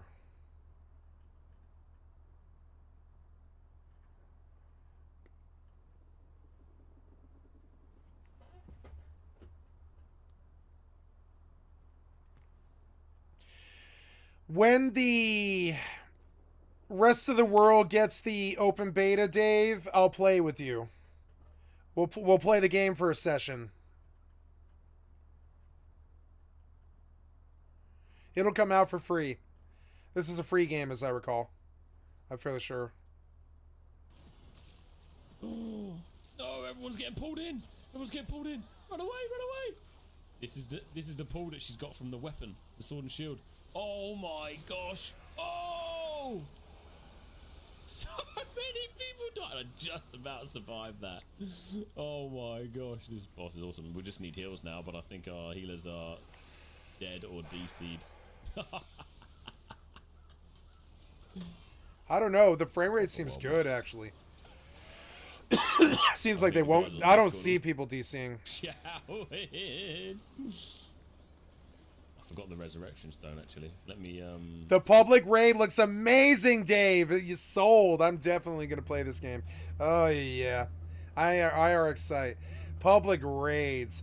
So now let's go back to Enshrouded and finish this, and then I'll play some games. So the game is basically divided into two major sections. You've got like the highland areas. This is where you start out, and it encompasses the top layer of everything. Here you're able to freely roam without any restrictions. But then you've got just as many lowland valleys and ravines, all of which are engulfed in this thick fog. So the basic goal of the game. One of the things I really like about this visual, and I saw this, I did Wingsuit, I remember now. The world in 10 years, Enshrouded in 10 years on like a 10,000 NVIDIA 10,000 or NVIDIA 9650 or something like that, right? In like 10 years when it's like double what it is now or whatever, 7650 or something, right? When the NVIDIA 7650 is out and we come back to Enshrouded in 10 years, because Enshrouded is going to be a good game, I'm fairly sure.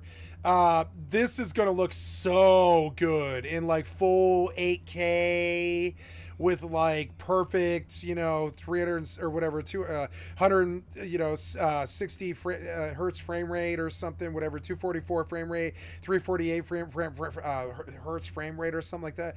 In 10 years, this will be so fucking beautiful, and they'll have done nothing but work on the AI and work on all the stuff that makes the world look alive. There'll be more birds, and there'll be like more fish in the water, and there'll be like more, more trees and more beautiful stuff, and the fog will look better, more pixelated, like less pixelated, more like real fog and all this, and it'll be just amazing. And I look at this game and I think in 10 years, just like this other game that we just looked at, right? Just like the game that we just looked at, both of these games in 10 years are going to look fucking amazing, like the best games on the market, which is one of the reasons why I believe in both of them. which are engulfed. I didn't believe in Throne of Liberty till I saw the public raid. Then I was like, okay, you've got my attention. Once you get my attention, you're good. You know, then I believe in you. But you got to get my attention, and nothing they had done so far had got my attention until the public raid. But if I see the lifestyle that I want, Dave, is I want public raid as a lifestyle. I don't want to sit around piece of shit loser PvPers who treat each other like garbage all day. I want to do my public raiding with 3,000 other people on some fucking big giant boss like that. And if Throne and Liberty is the future, then Throne and Liberty is the future. If they're the ones that'll let you do it, then they're the ones who'll let you do it. One of the cool things about Enshrouded is you can get together with 200 people and go into the heart and center of this fucking fog and find a gigantic fucking BAM in there. I've seen it. So Throne of Liberty is not the only game that's stepping with that public raid shit and that in that building and that survival stuff and all the MMO stuff, right? Oh no, you got kicked off your game, Dave. I'm so sorry, man. Have you done Minecraft Fortnite? Because that shit's fun. Fortnite Minecraft. It is free. Fortnite Minecraft is free. Monster Hunter World is on PC for cheap, I think. And that's experiencing a resurgence. I don't know what to play. You could always play EvE. It's free. Or Project Gorgon's good. I think they've got a demo for that.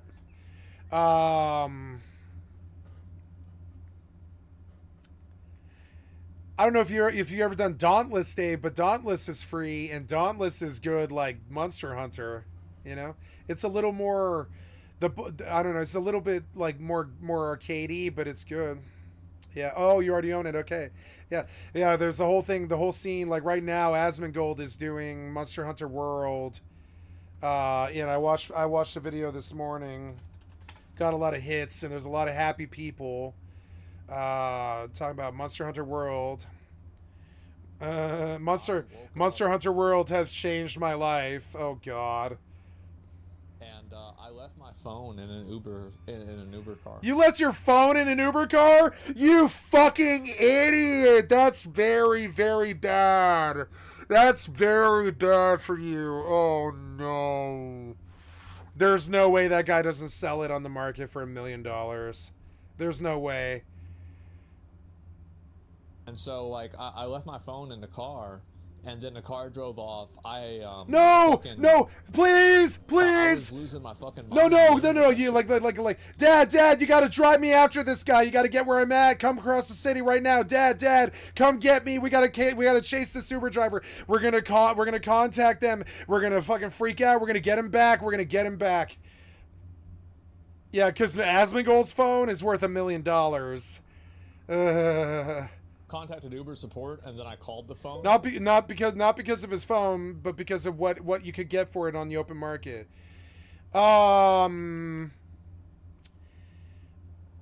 Video game addict, Magic the Gathering fiend. His mother was a hoarder. He's not. He's just lazy. I've watched every video he's ever done. He's a very nice guy, but he's a Republican, and he's pro-Trump, but he's quiet about it. He's rich, but he's a pinch penny. He's lazy. He's disgusting. All the girls he's ever been with don't like him. And his expenditures on gacha are like the biggest in history. There's probably bigger whales out there than him, but for instance on Diablo 4, or sorry, not Diablo 4, but Honkai Star Rail, he spent $110,000. I think he spent something like $95,000 on Diablo Immortal, but he's rich. He can do that. You know, and the reason that he does that is not because he's trying to thumb it at us that he has that much money and he's blowing that much money on gacha, but because because the people that come in his stream when he's doing it sub to him and pay for the gacha. So to him, it's like free. That 95,000 that he spends on gacha rolls with 110,000 people watching him do it, he does that for free. I would do it too, because they just sub to him and follow him so much and give him so much viewership on YouTube, and the videos give so much AdSense and Google AdSense and all this, that he makes like 95 grand just gambling on the gacha. So you could say he's evil because he blows $110,000 on Diablo Immortal or Honkai Star Rail, but I mean, he does this because that's what the people want to see. So there's half the community thinks he's evil because he blows 200 grand on gacha. But I mean, all his friends do that. That's what the scene does. That's what all his friends. His Steak and Eggs podcast is brand new. Came out about 6 months ago. He's sitting opposite Amiru and Tectone in the Steak and Eggs podcast, and all they talk about on this podcast, right, is how much money they spend on gacha. If you want to know, if you want to know what he's actually like, this scene right here is probably a really good. This is probably a good scene to understand what he's actually like, Dave. He's a lot like me. He's just on the opposite side of the political spectrum. And he's a pinch penny because his mother was a hoarder, and his father left his mother because of it, and his mother's hoarding led to her death, and his mother died last year, and his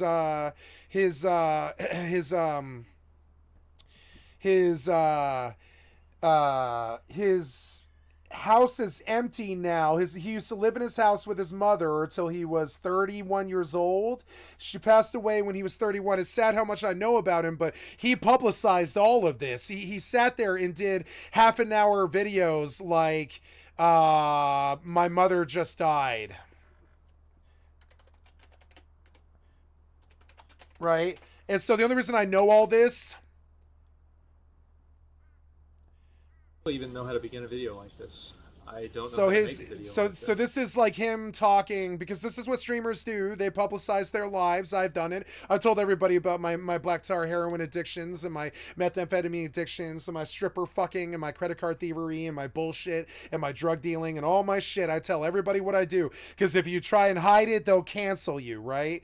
So if he tries to hide the fact that his mother passed away, they'll cancel him. He has to tell them, and that's how I know about it, right? So we don't need to watch this video because it's a very, very sad video. But I mean, you get an idea of what he's like in the modern age from this, and I haven't seen this, so we'll watch like 30 seconds of this. But he is. That's a Scottish fold, by the way.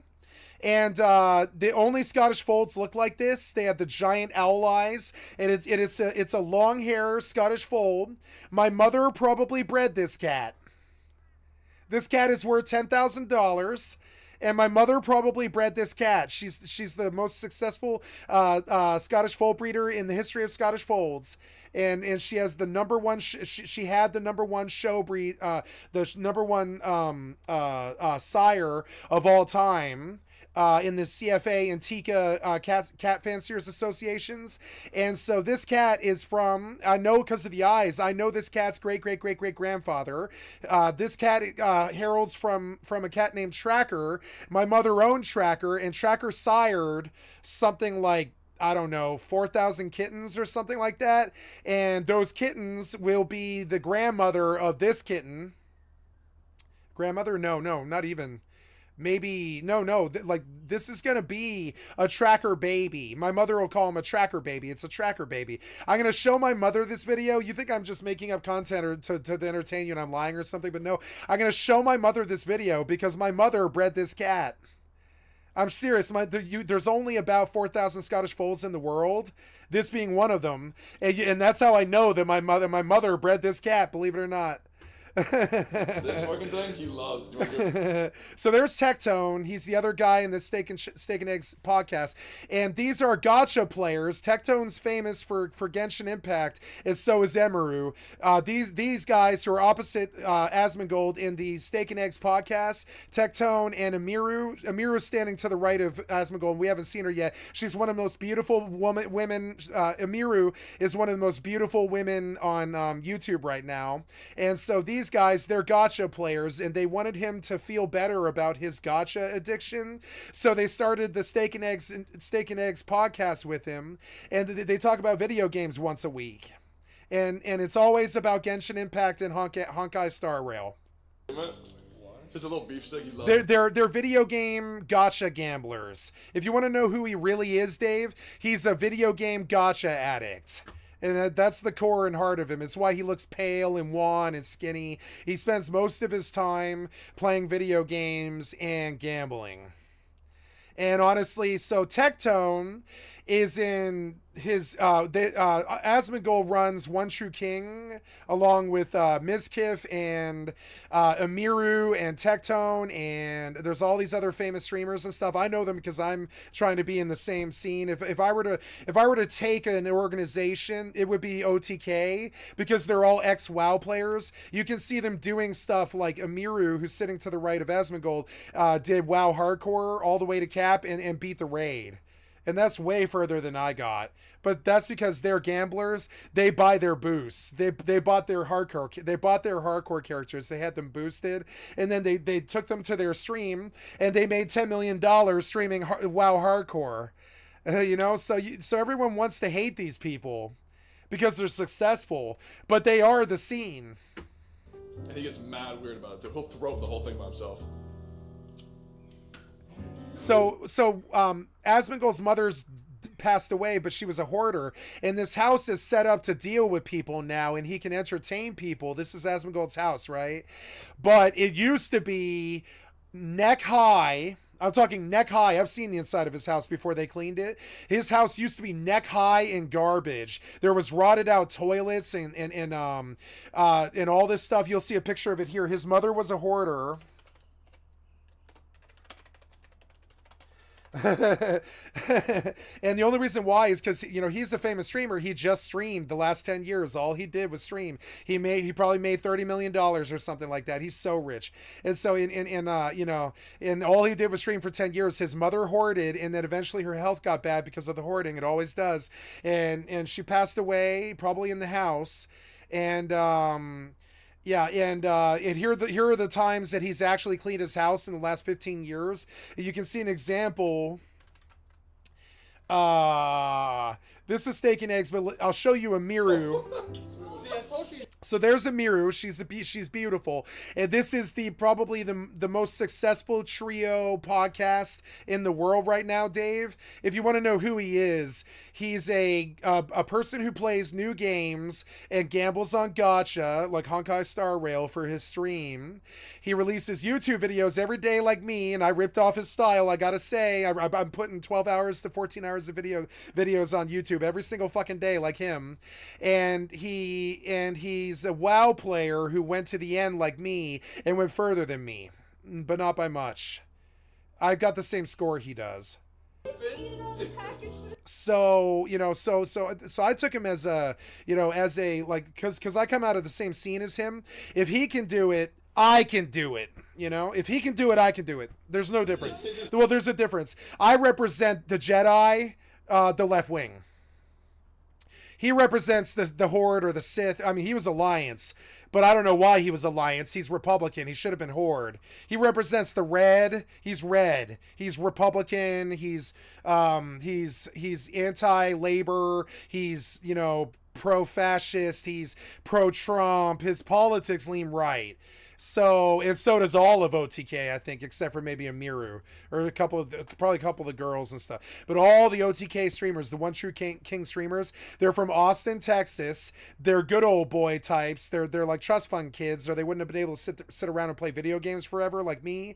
And they're like they're like right wingers, but they hide it, and that element of of their personality bothers me, because they know that half of us support them, but half of us don't like that they're right wing. And so, but they're from Austin, Texas. Am I surprised? No. Texas is right wing. I'm from Colorado. Colorado is right wing. And so I'm one of the liberals from Colorado. We got a gay scene in Colorado. We got all this shit. We got a Miami gay scene in Colorado where they'll walk down Colfax and Broadway in the middle of Denver with 7 or 8 like half naked dudes lathered up in suntan lotion and shit, walking down the street in Speedos and shit in the middle of the summer at 3 p.m. So we have a lot of liberals in Colorado, but I mean, my state leaned right like his, but I consider video games to be like mistakenly full of right wingers, when video game nerds should know better. Fascism isn't a choice an intelligent nerd would ever make. And of the two parties, Democrat and Republican is the fascist party. It used to be the other way around. It used to be the Democrats started out fascist, and then the Republicans took over the role. And when slavery was abolished in America, the party switched places, and the Democrats who had put slavery there in the first place became anti-slavery in 1890 and ratified it and got it out of the Constitution and stuff with like Lincoln, right? And then there was the switching of the parties, and the Republicans who had abolished slavery, the Lincoln Project, who had abolished slavery, became Republicans. And so this confused the entire world. The entire world thought that Democrats were fascist and Republican and slave owners, and that Republicans were like Lincoln and were freedom loving and wanted abolishment of slavery. But then in 1896, the parties just switched political views entirely for some reason, and the Democrats became the bleeding heart left-wing liberals like me, who wanted slavery abolished and equalized vote and suffrage and all this other shit, all this NPR smug air shit that left-wing liberals give everybody, right? And in my experience, the smarter you are, the more liberal you are, although I know a lot of super intelligent genius Republicans and libertarians who lean right. But I still believe that these super genius video game nerds like him, not super genius, but just genius. He's like a genius video game nerd in a way. His intelligence is high when you listen to him talk. And I would say that he should know better than to have leanings to the right. And I have some personal quibbles with him, but he never, ever, ever, ever, ever, ever, ever, ever, ever shows that to the public. That is his business, and that is how he maintained my respect for the last 5 years, because most smart people wouldn't be Republican. The last Republican president is facing 3,500 lawsuits. Most smart people aren't going to identify as right wing anymore. So when I see OTK and them do it, I'm a little bit worried about it. And I think, I want to go join OTK, but that's Texas, right? So if I were to go to a streamer scene, I would probably go to Seattle, because it's going to be where the liberal streamers are. So you asked me what I thought, what he was like and what I thought of him, Dave. That's it. He's a closet right winger who will not show it to the world, because he's and for good reason, because if he were to do so, he would enter the tribal war, which I'm not afraid of doing. I've done it all my life, right? I've been a punk singer all of my fucking life. I still sing punk, and and so I've never been afraid to do it. I've never been afraid to get up on stage and say, fuck the government, fuck the president, fuck the last president, fuck the next president. You know what I'm saying? Fuck the queen, fuck the king, fuck the monarchy, fuck the presidency, fuck the religions, fuck the fucking the Israel-Palestine shit, fuck the Russian shit, fuck the Cold War, fuck bombing Hiroshima instead of Berlin. I've never been able to say that. I've never been afraid to say that about my own government, even, right? So I look at somebody like this who hides their political views, and I dislike that side of his fear. But when you're super successful like this and you've made $30 million, you do have to treat both sides equally, or they will cancel you or attack you. Gotta jump out, bud. Peace. See ya. Yeah. And a kick, yeah, if I got kicked, I'll let you know. Yeah, absolutely. Oh man, that's too bad. I want to see a mirror before I leave. Oh, there you go, bud. Because I'm in love with a Miru. It's so sad, but I'm in love with a Miru. I'm sure she gets it all day. It's so stupid. I'm in love with Namiru. I don't care. Whatever. And I run away with it. He loves it. Show a Miru, damn I was it. in the bed this morning and I was like, oh my god, I can feel my... Show a Miru, damn it. How? This pre-made cookie dough, which means he thinks we're gonna fail. But we thought it would be fun to try to make cookies from scratch without a... See, and it's beautiful. He needed a girl next to him because a lot of us kind of feared that he was like this incel, right-wing, boomer, like, red pill guy.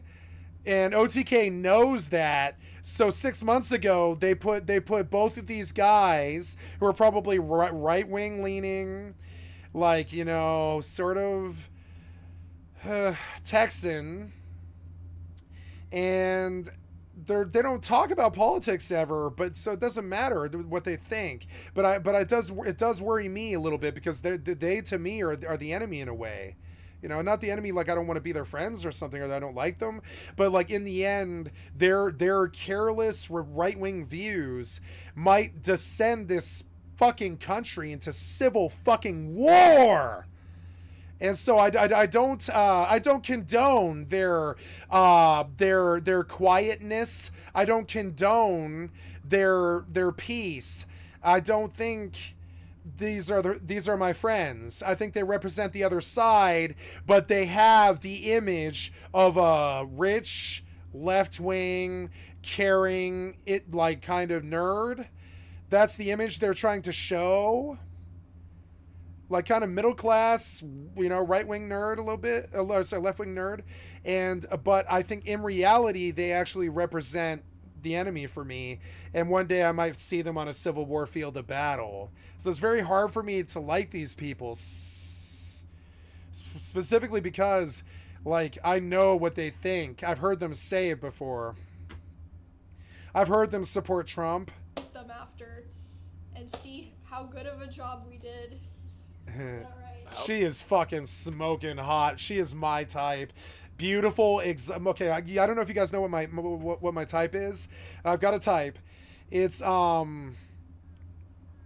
exotic foreign mixed with white girl. Usually Native American, Northern Native American, Eskimo, or what's the other one? I forget the Inuit, or Japanese and white. And so I've struggled all my life with struggling with something that they call yellow fever, but I've only got it halfway. I've got Native American fever just as bad, or whatever you call that. So yeah. How hard can it be? And she's that beautiful, beautiful mix of, you know. I mean, is it really from? It's a beautiful mix of, I want to say, Chinese and American.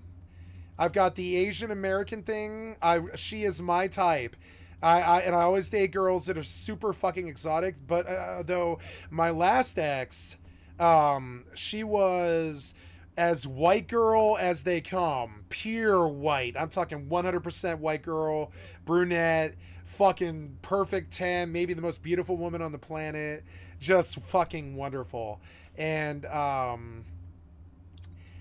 like, I've never seen another girl like her. She's about as pure white as they get, and so I guess I like pure Snow White as well. I'm talking brunette white girl, like almost as pure as they get. Maybe I don't know, like German and American or something. I don't know what it is, but she was so beautiful. She's still so beautiful. She's always been. She'll always be like the most beautiful woman I've ever seen.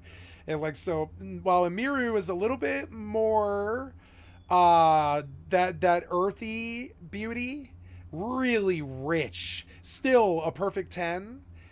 It's it just gets to me how really beautiful she is, you know?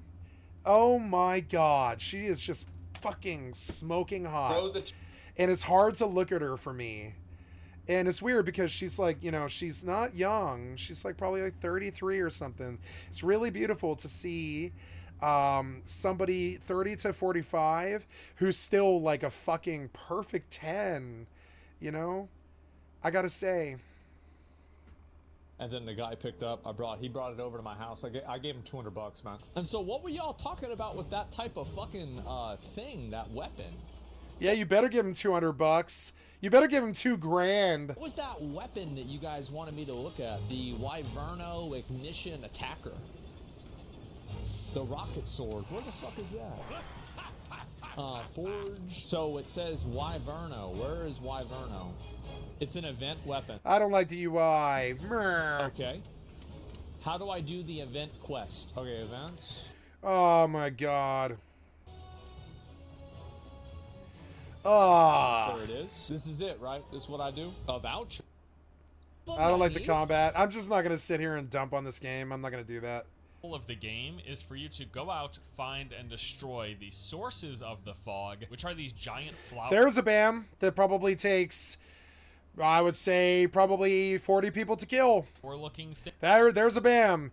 I'm talking, that's a public raid right there. You see it? Things called yeah, that's a public raid. Shroud roots. Now, typically, or no, I'm sorry, the roots aren't the public raid. Whatever mob spawns by it, if you try to kill the roots is. These will be hidden under. Yeah, like that thing, but really bigger, a lot bigger than that. Or see how big they get? It's like double your size, right? Probably take 5 or 6 people to kill this thing, maybe. Some other location protected by groups. Yeah, this thing's gonna kick his ass. He can't do this alone. Enemies and occasionally even a boss. Not only will it be more difficult for you to see within these foggy areas, but they are also typically much more densely populated with different types of enemies and can only be explored for a limited amount of time. And that is because whenever you enter an enshrouded region, there is what is more or less a breath timer that starts ticking away, giving you a limited amount of time before you need to come up for air, more or less. Now, this creates a sense of urgency while exploring, as you will either need to leave the fog before the timer reaches 0, else you die, or search out to find one of these hourglass capsules, which will instantly replenish your time back to full. This entire system creates a really nice push and pull to exploration in these fog-covered regions. You go in, look around for a bit, maybe take out some enemies. Then it's extraction.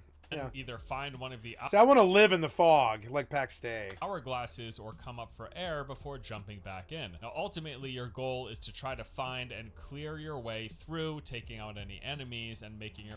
I need to eat dinner. But I've already seen Enshrouded and Dave left, so I'm gonna go back to what I was watching.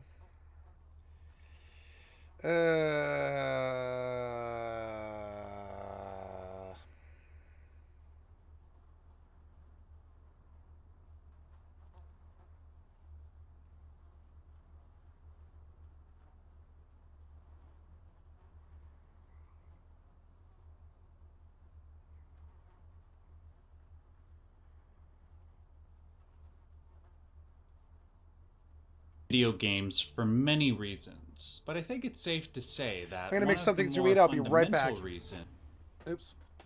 Is to escape reality. This is generally a normal, healthy thing to do. Sometimes we need to immerse ourselves in an exaggerated fantasy in order to blow off steam, to regain our physical and cognitive strength before we face the stresses of reality once again. The vast majority of gamers do this, and it's perfectly fine. But in an increasingly digitized world, the temptation to eschew reality and favor fantasy seems to be growing. This temptation could compound if the gamer finds it increasingly difficult to lead a meaningful life in reality, due to difficulties regarding employment, relationships, mental health, or an inability to see meaning in an increasingly nihilistic world. Given the state of affairs, one can easily lose sight of not only how miraculous life is, but how much more miraculous it can be if we choose to play a positive role in life's unfolding. And that goes for everybody. The uniquely immersive capabilities of video games could help reawaken people to all of this, but understandably, almost none exist. After all, the purpose of games is to keep people playing them, to keep people away from reality.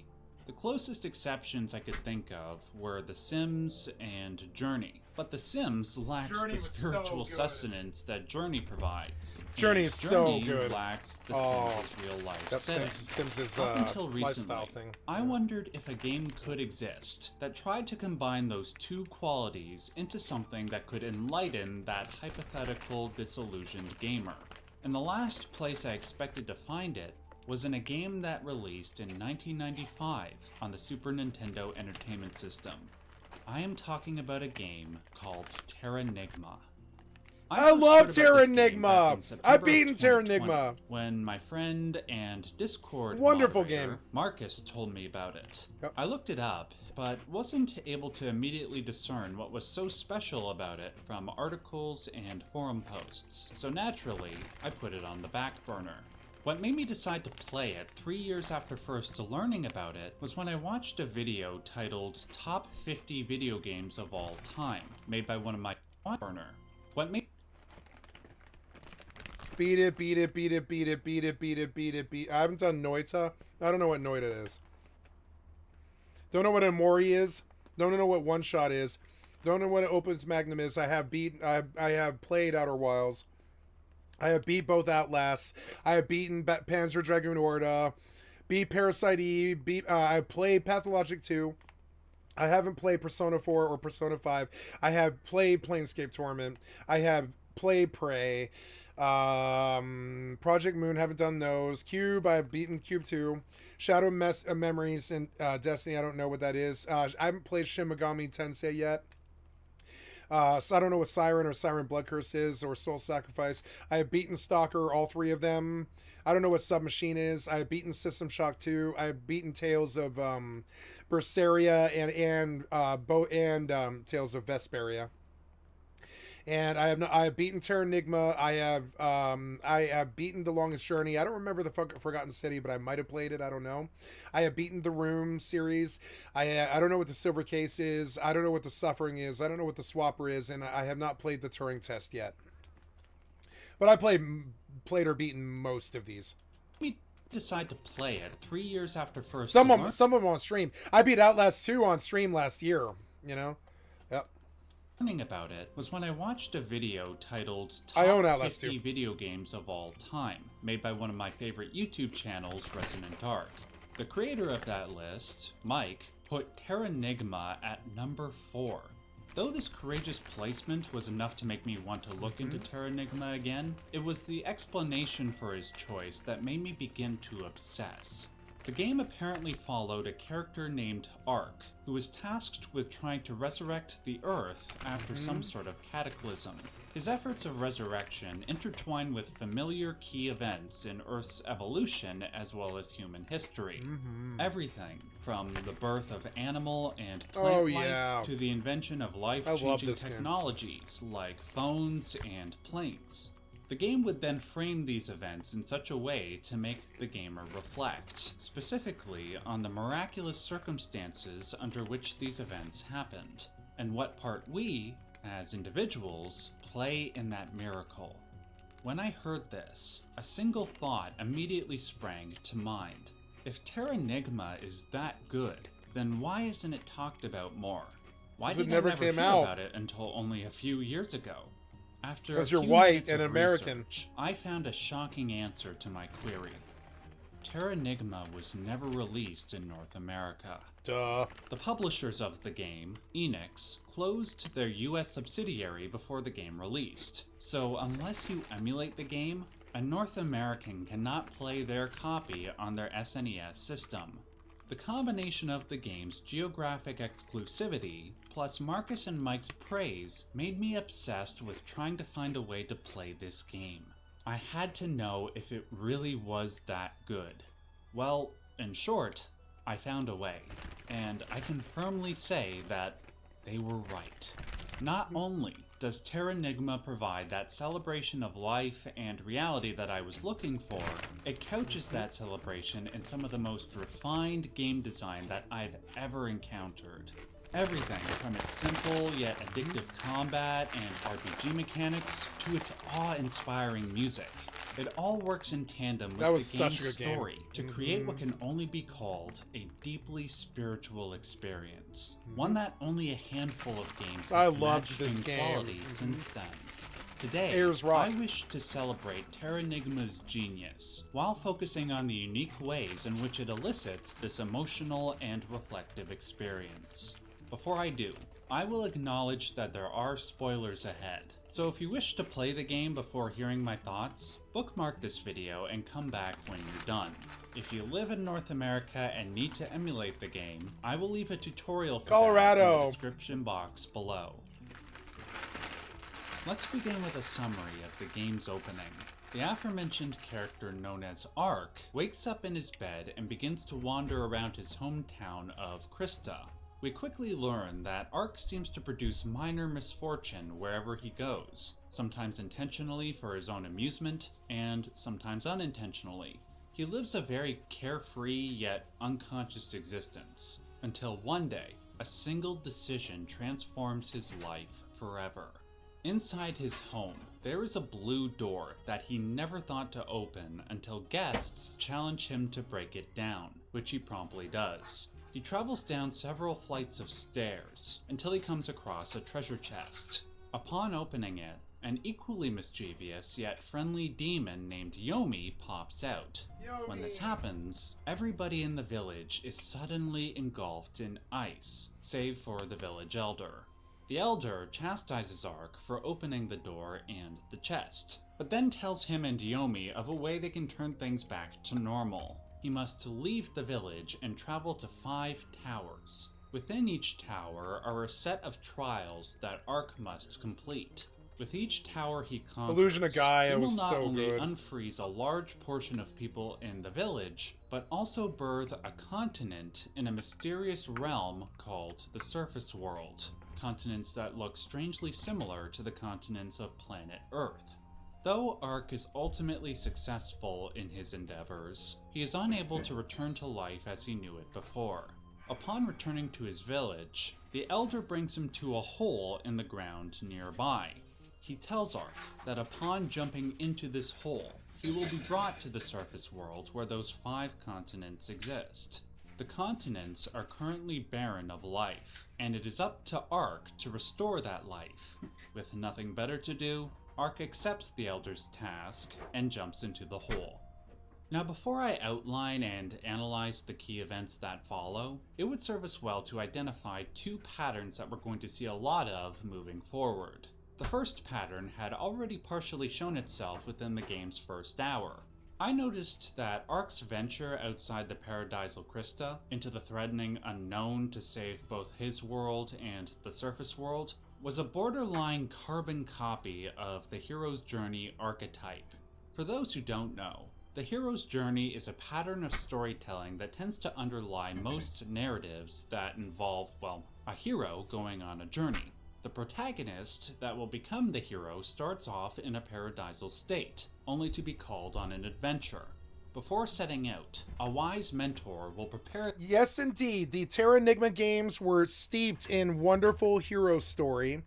Towers of Babel, dungeons all over the world, in different countries of the actual world. Terranigma was steeped in this stuff. It was amazing that he caught it. I didn't think people knew about this.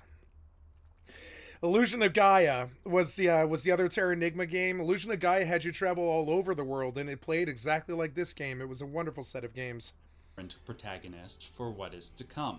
He then goes into the threatening unknown, contends with the forces of darkness, and in doing so, achieves something desirable. He then returns to his place of origin after completing his mission. Not only is the opening section of Terranigma a mirrored reflection of the hero's journey, this identical pattern repeats again and again all the way up until the end of the game, with only slight variations in the basic template. In any other circumstance, this repetition would come across as lazy or cliché, But Terranigma circumvents this by way of the second pattern, the theme of duality. Right when you boot up the game, a cutscene plays which outlines the metaphysics of Terranigma's world. It posits that to every aspect of life, there is a light side and a dark side. Oh, yeah. What the Taoists would refer to as chaos and order. Everything that exists and will exist is a product of the tension between these two Yep, my life is ordered. I don't break the law. I don't do anything bad. I don't, I don't hurt anybody. I don't do anything. I represent order. The evil, the stream sniper and all the fucking cyber bullies and shit and all that, they represent chaos, and that's what they want, and they want me to feel bad. They're evil. They're the ones going to hell. I don't go looking for other people to make them feel bad. That's the purview of people going to hell. Or whatever you believe in. The afterlife. Frames this tension to make it seem like Ark represents the ordering principle acting upon the chaotic unknown. In turn, he makes order out of chaos, which in this case is making life appear on a desolate Earth. This is the game's symbolic way of representing this metaphysical framework. In the early sections of the game, this contention between chaos and order is framed in a classical good versus evil dichotomy. Ark defeats the bad guy, and this brings life to Earth. However, to keep this hero's journey feeling fresh, the game progressively introduces philosophical complications to that traditional struggle. Ark, and by extension the gamer, will contend with... It's weird because I wish I had done this video. I think I could have done it better if I had just done the deep dive and all this. I wish I had done this video, and he got 56,000 views with this 3 weeks ago. And the title is clickbait, and he's smart. Thank you for the excellent content for my stream, Max Starrett. I'd like to sub to your channel. I wish I had done this. I'm jealous of him, but I also think that it's very silly. I'm going to be critical here, and I don't mean to be. Just, a little nitpicky is all. I think it's a little silly that he's playing Chrono Trigger music over the Terranigma. Couldn't he play the Terranigma music? Chaotic unknown and be met with questions that blur these initially clear moral lines. Questions that make what we initially perceived as chaos appear as order, and vice versa. I will start with an early example of a clear-cut battle between good and evil, and then progress to the more complicated stuff. When Ark jumps through the hole, the first thing he needs to do is find a giant tree god named Ra, who has the power to bring plant life to the Earth's surface. After Ark finds Ra and kills a parasite draining the tree of its life-giving powers, Ra brings plant life back to Earth. A simple case of good versus evil. Ark continues from this point to help bring animals back to life. At one point, he is crossing snowy mountains only to find himself trying to escape an avalanche. He narrowly escapes by jumping into a nearby cave, within which he finds a talking female goat. The goat leads Ark up the cave, intending to help him find a way out. Shit's like a movie. Up, he comes across another goat, which Ark quickly notices is not breathing. In a shocking turn of events, the talking goat reveals in an almost nonchalant manner that this is her husband, who died after falling into the cave from above. But this isn't even the most shocking part. After some time passes with no seeming way to escape, the female goat then asks Ark to join her in eating breakfast. But then, she walks over to her husband's corpse, signaling her intention to eat her husband.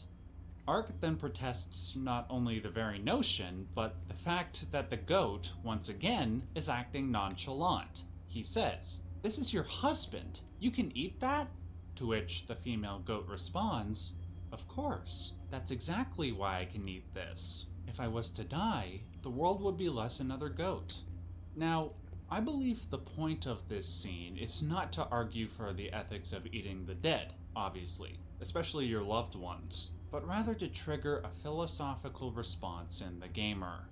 One where they try to categorize this behavior into clear moral boundaries of good and evil, chaos and order.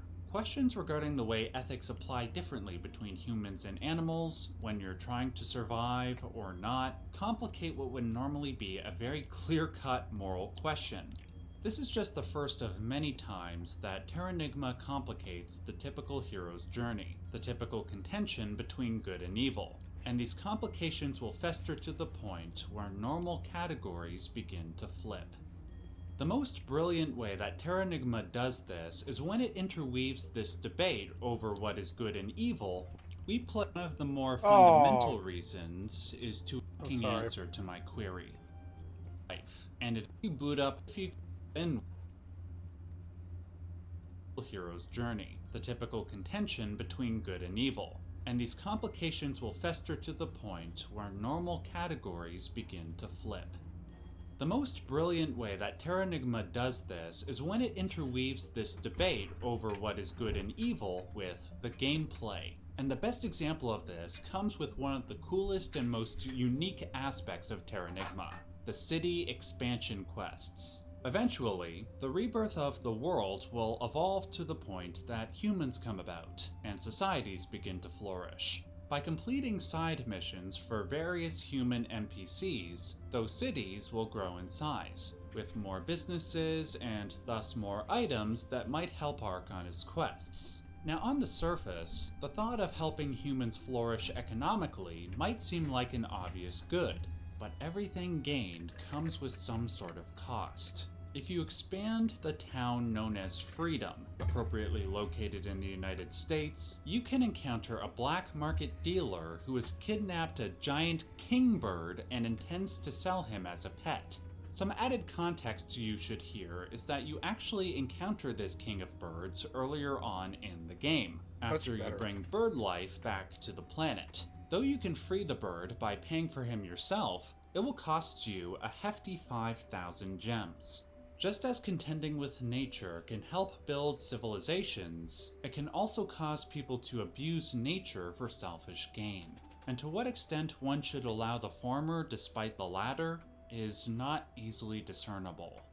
There are several other examples where something we might initially perceive as good or ordered could easily inverse and become the opposite. This happens enough that the gamer is in a consistent state of meditation over causes and effects, in the hopes that they may be the most positive cause and thereby produce the most positive effects. It must be said, by the way, that this meditation is aided in large part by the game's graphics and music. In regards to the latter category, Terranigma's music is composed in such a way to reflect that chaos-order dichotomy. Instead of creating a generic piece to generate excitement during a battle scene, or sadness during a sad scene, most of Terranigma's music has an offsetting element to it, to reflect that dualist theme. For example, when you first exit Ark's village and go out into the world, the music that plays has an epic, exciting quality, but also a threatening one. It's a contrast of a few piercing high notes against a variety of chaotic rocket low launcher? notes. It's meant to inspire a feeling of awe at the unknown, for all the excitement it provides and also all of the potential threat. This overarching theme for Terranigma's music composition is consistent throughout the game, but it is at its most powerful during the scenes where life on Earth is reborn. The combination of these beautifully framed and colorful scenes with the meditative music coerces the gamer to think about the miracle of life, the battles between chaos and order that enabled it to progress, and most importantly, the individual roles we play in that progression. Regarding those roles, one of, if not the most beautiful message that Terranigma provides is that even though the size of our roles might differ, they all play an important part. Maybe you will become a world-changing inventor like Thomas Edison, whom Ark actually meets in the game. Or you'll be someone who simply sells flowers on the street. But even doing something seemingly as insignificant as that could lead to a chain of events that can make multiple people's lives better. At this point, Oh, good. I might have made Terranigma out to be some sort of Pollyanna-esque tale about how beautiful life is. But even Terranigma realizes that beauty can only exist if there are equally ugly things to contrast against. Towards the end of the game, Ark learns why the Elder sent him on this quest to resurrect the world. He was meant to locate an ingenious scientist named Baruga, who survived the destruction of the previous world by sealing himself deep underground in cryogenic sleep. Elder wanted Ark to awaken Baruga so he could institute his vision of a perfect world, where all life he deemed as insignificant would be killed with a virus, and those who were significant would be made immortal. Though Ark tries to stop Baruga and his evil plan, he is quickly subdued by his robotic minions and injured to the point of near death. Elder appears to him, saying that his mission was fulfilled and that he may now pass away. Before dying, Ark despairs, thinking that his entire existence was predicated on carrying out Baruga's evil plan. It's a powerful moment, one that invokes humanity's collective anxiety over whether our actions have any true meaning, if there is any point in striving towards the good, when even the most powerful representative of good always seems to be met with a greater and more powerful evil. Though Ark is saved at the last moment by being conveniently teleported away, his future efforts of trying to stop Baruga actually do lead to his death. It's a brutal and stark contrast to all the beauty that we had witnessed in this game up until this point. It's a test of faith in whether or not somebody can embody good, embody the archetype of the hero so well that they can transcend all the worst aspects of life. In regards to Terranigma, it seems to express the belief that by choosing to not give in to despair and embrace good all the way to the end, one can conquer the seemingly insurmountable, including death. And herein lies the penultimate part of the hero's journey, the resurrection. For having embodied the archetypal hero, an entity known as Light Gaia, this game's embodiment of the concept of light and order, allows Ark to resurrect as a child. After being raised back into an adult, he finds and defeats not only Baruga, but Dark Gaia, the game's embodiment of the concept of darkness and chaos. In the end, Ark's commitment to embodying the archetype of the hero enabled him to embody the greatest good, defeat the greatest evil, and allow life on Earth to flourish in virtual eternity. However, as I stated before, everything gained comes with some sort of cost. Ark learns that because he came from the underworld to the surface world, this effectively makes him a being of darkness and chaos. And after Gaia is gone, every dark being in the underworld, including Ark, would fade away. On his last day alive, Ark returns to the underworld, to his home village of Krista, and falls asleep in his bed. Did he die? The last thing he does is dream he is a bird, soaring above the earth that he helped to create. As the end credits played out, I was upset, because I felt this ending went against what had been previously established. If Ark was the archetypal hero and had transcended death, surely he could find some way to transcend this. But then I remembered something that Light Gaia said to Ark before he fell asleep for the last time. He said that the souls of both Light Gaia and Dark Gaia, of both chaos and order, flowed within him. If this was true, then how could Ark be a purely dark being and thus need to die? Before I could further contemplate this question, the credits ended and a post-credit scene plays. A friend of Ark, named Elle, hears a knock at her front door. She rushes to open it, and the screen cuts to black. The question to be answered here, obviously, is whether or not Ark did come back to life. As for my opinion, I think, again, it comes down to a matter of faith. Can an individual embody the archetypal hero by conquering all the forces of order and chaos? If so, will the hero's journey archetype in turn meet its promised conclusion? The only way one will find out is if they choose life.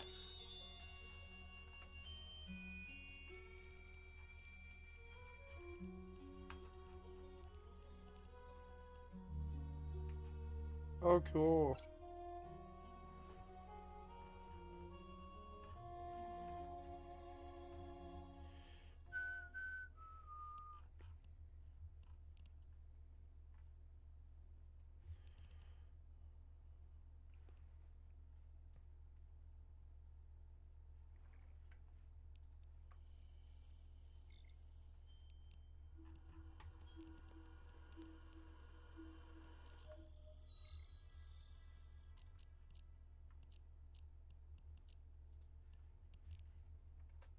Warp drive active.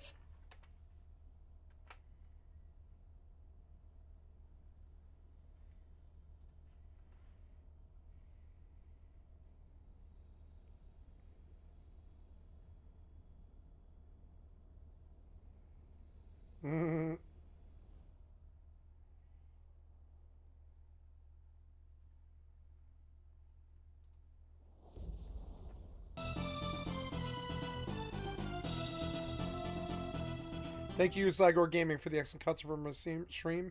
I'd like to sub to your channel. If you grew up playing console role-playing games like I did, chances are that you not only knew about Squaresoft, you probably poured hours into their most legendary titles. And even before the company merged with Enix to form the RPG mega giant Square Enix, it completely dominated the SNES landscape. Above all, Squaresoft meant quality. So when you went to the store and forked over your hard-earned money on one of their games, you could be absolutely certain it would be awesome. Squaresoft's titles were packed with great characters, story, music, and gameplay, and I just couldn't get enough of them back then. Secret of Mana, Final Fantasy VI, Chrono Trigger, and Super Mario RPG are just a few examples, and the list goes on and on. It was truly a golden age both for Squaresoft and RPGs in general. In this video, I'm going to cover each of Squaresoft's games on the platform in chronological order and explain what made them so great, including the ones that only came out in Japan on the Super Famicom.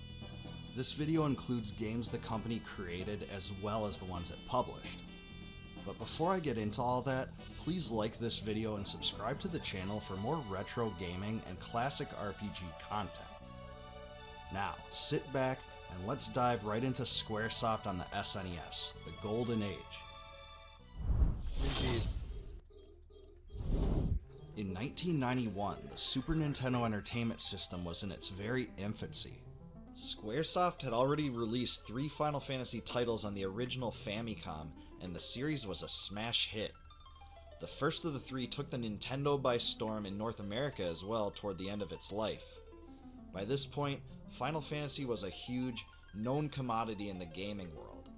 With fans aching for more, Squaresoft eagerly adapted the series to a new era of gaming for the Super Nintendo, and thus Final Fantasy IV was born. This brought a whole new group of fans to the role-playing genre for the first time. It also set the course for the next generation of the Final Fantasy series, and captivated millions of gamers. As was usual by that time, series creator Hironobu Sakaguchi once again took the helm as director, determined to produce the best Final Fantasy game yet. Originally, the game was planned to be released on the Famicom, but delays in scheduling forced Square to bring it to the Super NES. The development team consisted of 14 individuals and the game took about a year to complete. Among the design team was Hiroyuki Ito, who made his mark upon the game by developing the Active Time Battle System, or ATB. Under the new framework for combat, characters and enemies each had their own speed and associated meter that would determine the order of combat turns. This new apparatus would become a mainstay of role-playing games for years to come. In fact, it's almost impossible to overstate how influential this system was. And RPGs continue to use some form of ATB decades after it was originally created for this game by Ito. Not only did the ATB system cause players to have to plan better to formulate attacks based upon which characters go in which order, it also created better, interactive gameplay where the player always had to pay attention to what was going on. It can certainly be said that the ATB system did much to diminish combat monotony and keep the player's focus over the course of the game. The advent of the ATB system truly revolutionized role-playing games as we know them. There's just no other way to say it than that.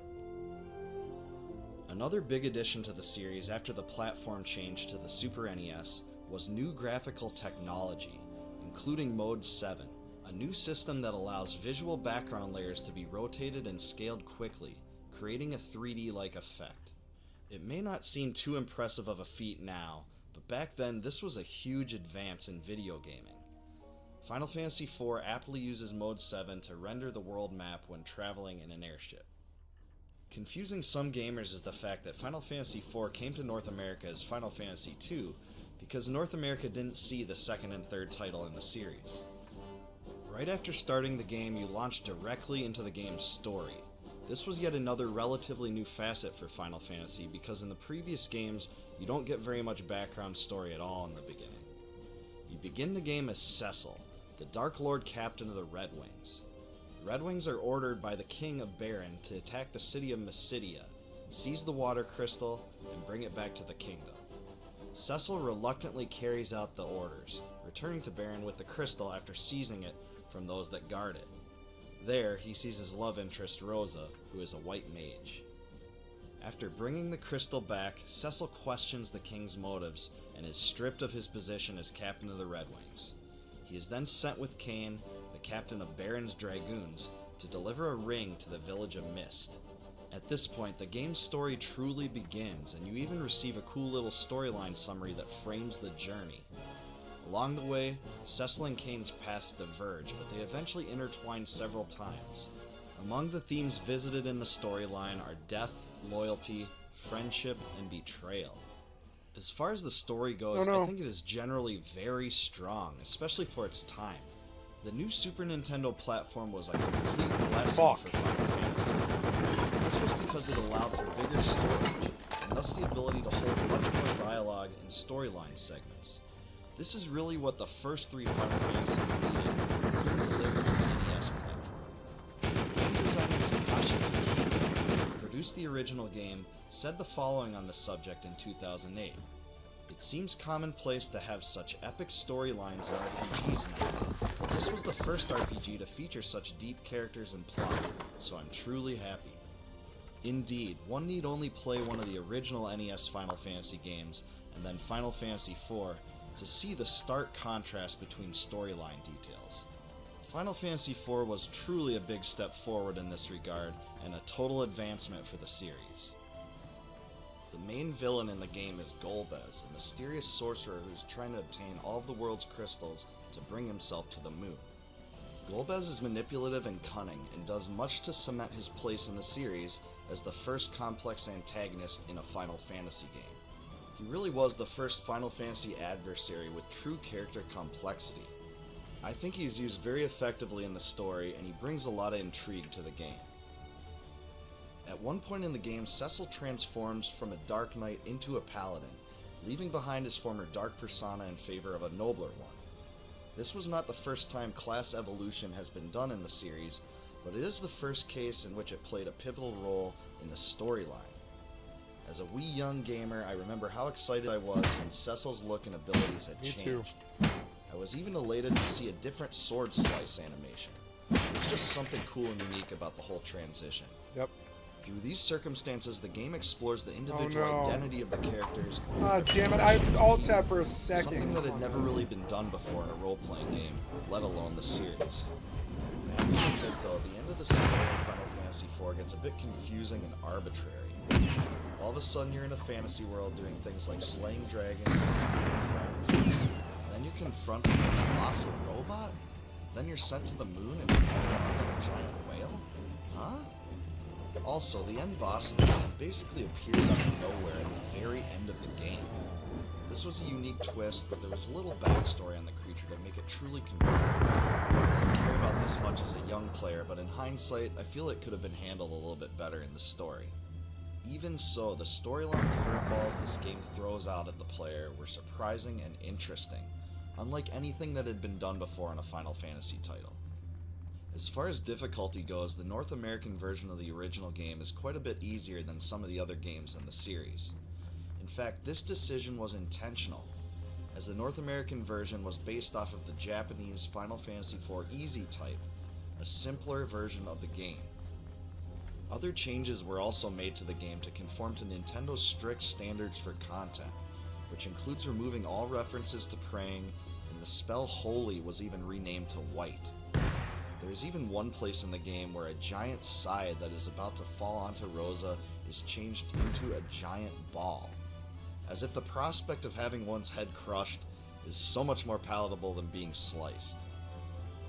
In accordance with these changes, some abilities were even taken out of the game. This included Rosa's Prey and Cecil's Dark Wave. These changes were unfortunate, especially the removal of the original abilities and the radical adjustment to the game's difficulty. However, I suppose the latter attracted more fans to the franchise than would have been gained otherwise. The game's music is another place where Final Fantasy IV excels. The soundtrack in the game was undoubtedly a huge step forward for the franchise.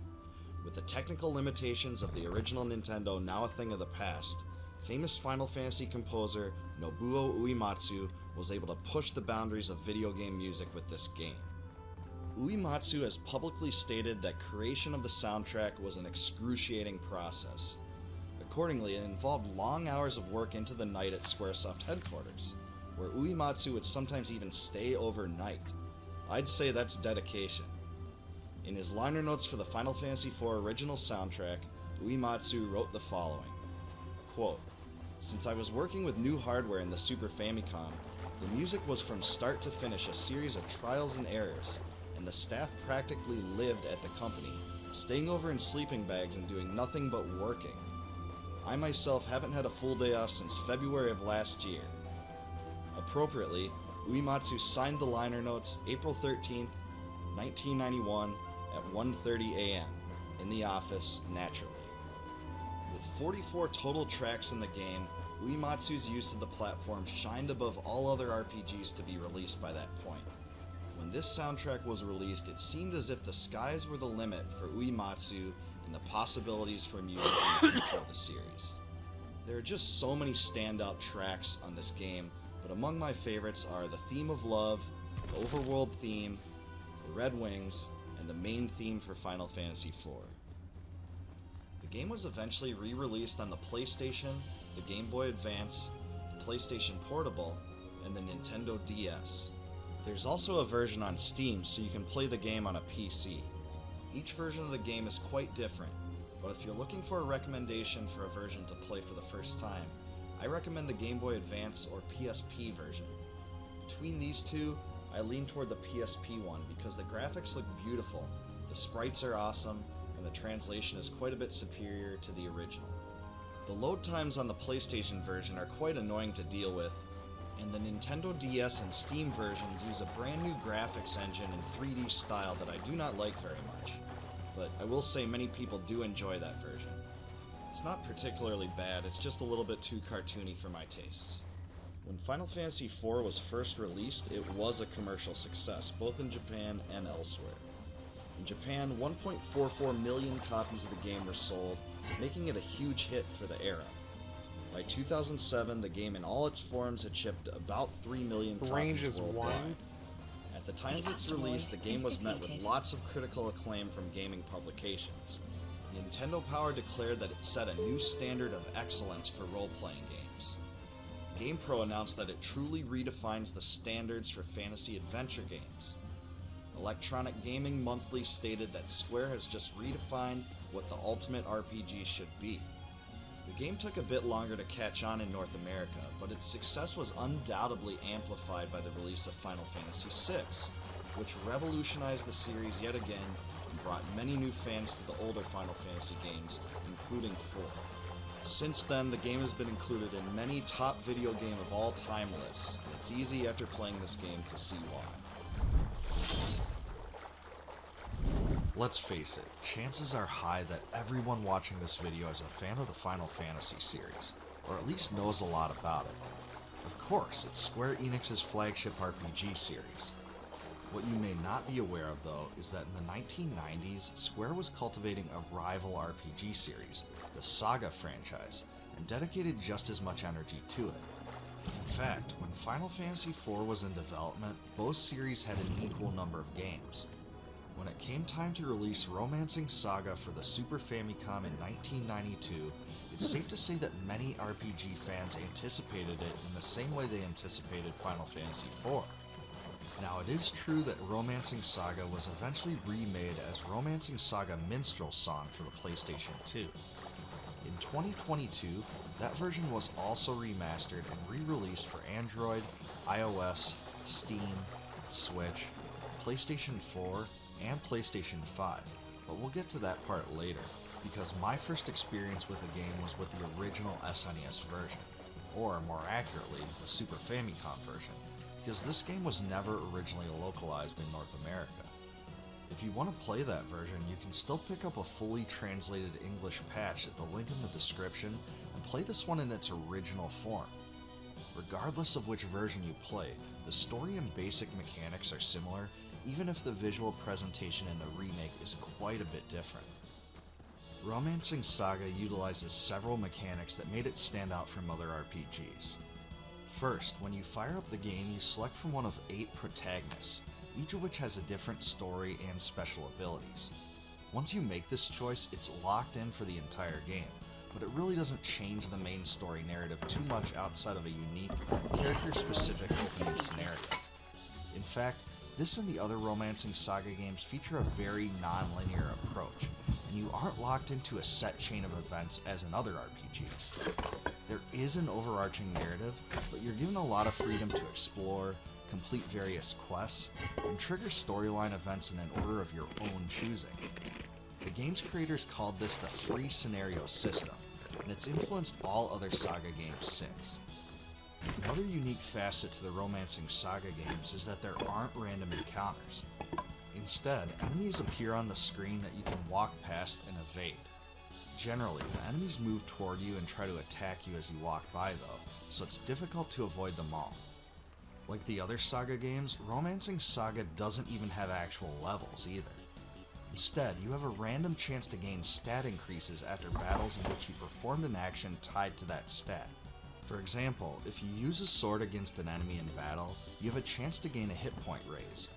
Using martial arts makes it possible to gain agility increases, and using spells gives you a chance to have your BP raised. And speaking of BP, that's a stat similar to magic points in other RPGs. Each skill takes a specific amount of BP to use. Unlike other RPGs, each character's hit points are fully replenished after every battle, which makes healing in between battles a non-factor. Characters can equip several weapons, and each equipped weapon opens a new subset of up to 4 skills that can be used in battle once the weapon is fully leveled up. It does take some time grinding to gain access to all of each weapon's skills, which incentivizes long-term use of powerful ones. Also, you can use up to 6 characters in a party at a time, and characters are placed in formations with 3 columns of rows. Characters in the front row take and deal the most damage, characters in the back row take less damage and deal less damage, and attacks and defense of the middle row characters are averaged out. In other words, it's a lot like the Final Fantasy games, just with a middle row added. The only problem with this is that unless you engage the enemy in battle head-on, your formation will be disrupted, and you may have to spend turns changing rows to avoid taking too much damage or hampering your ability to deal damage. The last thing in this long list of characteristics unique to Romancing Saga games is the character recruitment style. There isn't a set order to recruit characters, so you're free to basically explore the world, trigger storyline sequences, and find who you can. There were parts of the game where you can get stuck with a few characters for long lengths of time until you find others, but I did notice that some of the characters can be tamed in pubs. In all honesty, Romancing Saga can be a frustrating and difficult game if you can't recruit enough characters fast enough, and it's easy to be outnumbered by enemies in the game. guess that's the allure of the game's free-roaming open-ended style also. As far as the story goes, Romancing Saga takes place in the world of Mardius. A war long ago raged between three wicked gods, Death, Saruman, and Shirach on one side, and the Lord of all gods, Elor, on the other. At the end of the conflict, Death and Shirach were stripped of their powers, and Saruman was imprisoned through the power of the 10 Fate Stones, which were given to a legendary hero named Mursa for safekeeping. After the passage of 1,000 years, though, the Fate Stones were lost and scattered throughout the world, causing the forces of evil to awaken from their slumber and set out to free Saruman. 8 heroes then emerged to counterbalance the dark forces, which happen to be the protagonists you can select from. Each has wildly different backgrounds and personalities, but all of them have the potential to, you guessed it, save the world. The soundtrack for Romancing Saga was created by Kenji Ito, who worked on the second Saga title on the Game Boy as well. I especially enjoyed the main theme, which became a staple for the series and was incorporated into Romancing Saga 2 and 3 as well. You'll find a great assortment of fantasy tunes here that are too unlike the quality of the work of Nobuo Uematsu. Because the two work together at times, it's also quite possible they influence each other's style. Each of the 8 protagonists have their own theme, which are honestly really good, and there's a lot of other great tracks too. In my mind, this soundtrack deserves 5 stars. It's really good. As I mentioned earlier, Romancing Saga was remade and repackaged into Romancing Saga Minstrel Song for PlayStation 2, then remastered and re-released in 2022 for many modern platforms. This version retains the story and most of the mechanics exactly, but the graphical presentation uses an exaggerated, cartoony style that gives the characters big heads. It also uses a combat system that looks much more like the newer Saga games. Now don't get me wrong here, I'm glad Square Enix finally found a way to modernize the game so a North American audience could play it in an official capacity for the first time. But as you guys know, I'm old school, so I like the original graphical style more. I just have to admit, the cartoony look seemed to me to cheapen the serious fantasy motif the game was going for. I think Square Enix did a way better job preserving the original feel with the Romancing Saga 2 remaster than with this one, but they were clearly going for a different approach there.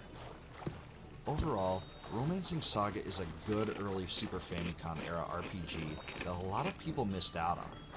It used many unique concepts creatively, especially for the time, and gave the player a sense of exploration not found in many other titles like this.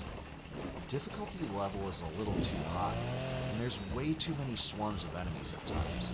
I mean, just look at this. Ah! And this. No! Just realized that the lack of random encounters certainly doesn't mean less encounters. But hey, if you can get over those things, there's a lot to love here about Romancing Saga. I think most fans of retro RPGs will really like it if they haven't tried it. Just don't expect a pure Final Fantasy clone. Released in 1992 for the Super Famicom, Final Fantasy V is a unique offering in the series.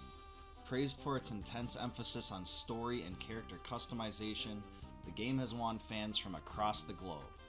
Final Fantasy V was the only game in the series for the Super Famicom that didn't come to North America.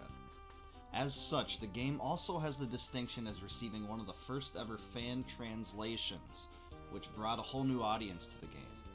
According to GamePro magazine, the game was so highly anticipated that the Japanese government asked Squaresoft not to release it during the weekend, so as not to interfere with the focus of school children. For the last time in the history of the series, Final Fantasy creator Hironobu Sakaguchi directed the game and created its story.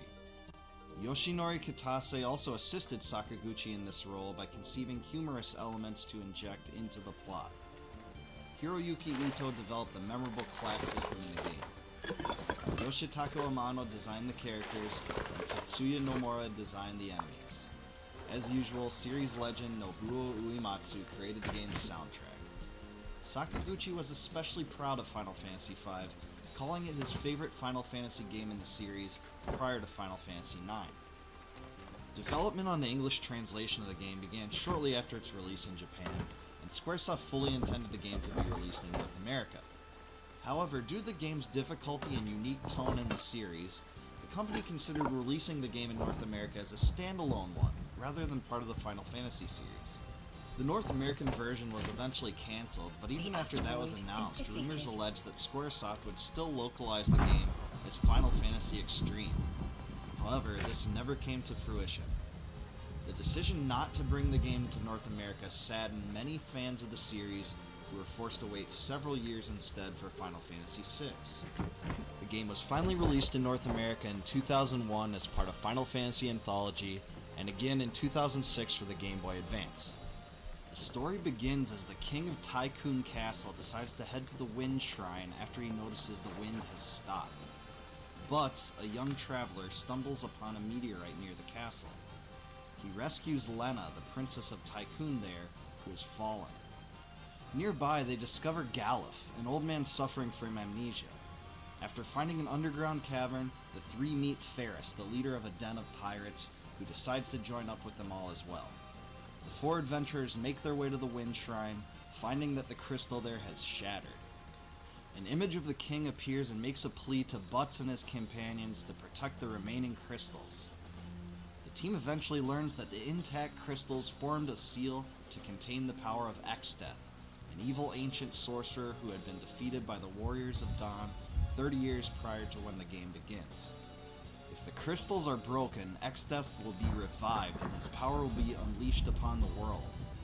When compared to the other Final Fantasy villains like Kefka and Sephiroth, Exdeath certainly doesn't offer as much character depth, but his power does lend itself to the game's more simplistic feel. And Exdeath is actually something of a microcosm for the entire story, which is more crude and straightforward than some of its counterparts. Most of the story's elements differed from its predecessor, Final Fantasy IV, but the story had roughly the same amount of complexity as that one. There aren't as many long, engrossing storyline segments that take time to flesh out in Final Fantasy V. There are some interesting moments that explain the game's events, but the game seems to drive the player toward gameplay more than story. The most defining aspect of Final Fantasy V is definitely the class system. It's the feature of the game that sets it apart from all the others in the series. Expanding upon an idea utilized in Final Fantasy III, the player can customize each character's class from a list, each with different abilities and benefits. Each class has an inherent default ability that comes when the new class is equipped. For instance, ninjas can throw weapons at enemies to the game. Blue mages can cast special magic learned from enemy attacks. Black mages can cast powerful offensive magic against enemies. The player acquires new classes from crystal shards found throughout the story. There are 21 total classes in the original game, including the default one. The player gains class levels as they accumulate ABP throughout the game, and each class level unlocks a new ability. Abilities gained in this way can be equipped onto the character, even if the character becomes a different class. Character classes are fully customizable, and unlike Final Fantasy III, there's virtually no penalty for changing classes on the fly. Unlike many of the previous games in the series, this gives the player almost full control over the specifics of his own party, and much of the fun in the game comes from creating the best team of classes to take up each of the game's challenges. However, it does seem to me that the power level of the classes varies dramatically. For instance, I found the Summoner, Mystic Knight, and Ninja to offer incredible abilities that help throughout the game. However, the Beastmaster and Dancer both seem to be much less powerful overall. Even still, each circumstance in the game differs, and some classes that aren't very good overall can still find their niche in specific situations. Nobuo Uematsu crafted his biggest collection of songs to date for Final Fantasy V. After originally predicting that the game would take more than 100 songs, he narrowed the score down to 56 tracks. Dear Friends has become a fan favorite, and it has even been performed by a full symphony orchestra. Clash on the Big Bridge, a song during the fight with Gilgamesh, has also become a hit with the fans, and was even remixed and placed into Final Fantasy XII. Although I can't say that the soundtrack was quite as good as Final Fantasy VI, it was still a step forward for the franchise. For fans that want games with challenging difficulty, Final Fantasy V is certainly a breath of fresh air. Quite a bit more difficult than the other entries in the series, some of the bosses are difficult to overcome without sufficient job or skill preparation. In fact, the game's difficulty level was cited as one of the main reasons Squaresoft balked at the prospect of bringing it to North America. Ted Woolsey, who began work on translating the game, said the following about this in a 1994 interview. As for Final Fantasy V though, well, although we're sure it's a great title, it hasn't been a hit with too many people in our out-focused groups. Although the more experienced gamers love the complex character building, it's just not accessible enough to the average gamer. Indeed, after beating this game a few times, I can confirm that it is one of the most difficult entries in the Final Fantasy series. For those that are looking for a decent challenge on their first playthrough though, this is definitely the Final Fantasy game to play. One breakthrough Final Fantasy V brought to the series was the usage of sprite reactions, where the characters respond emotionally to certain events or dialogue.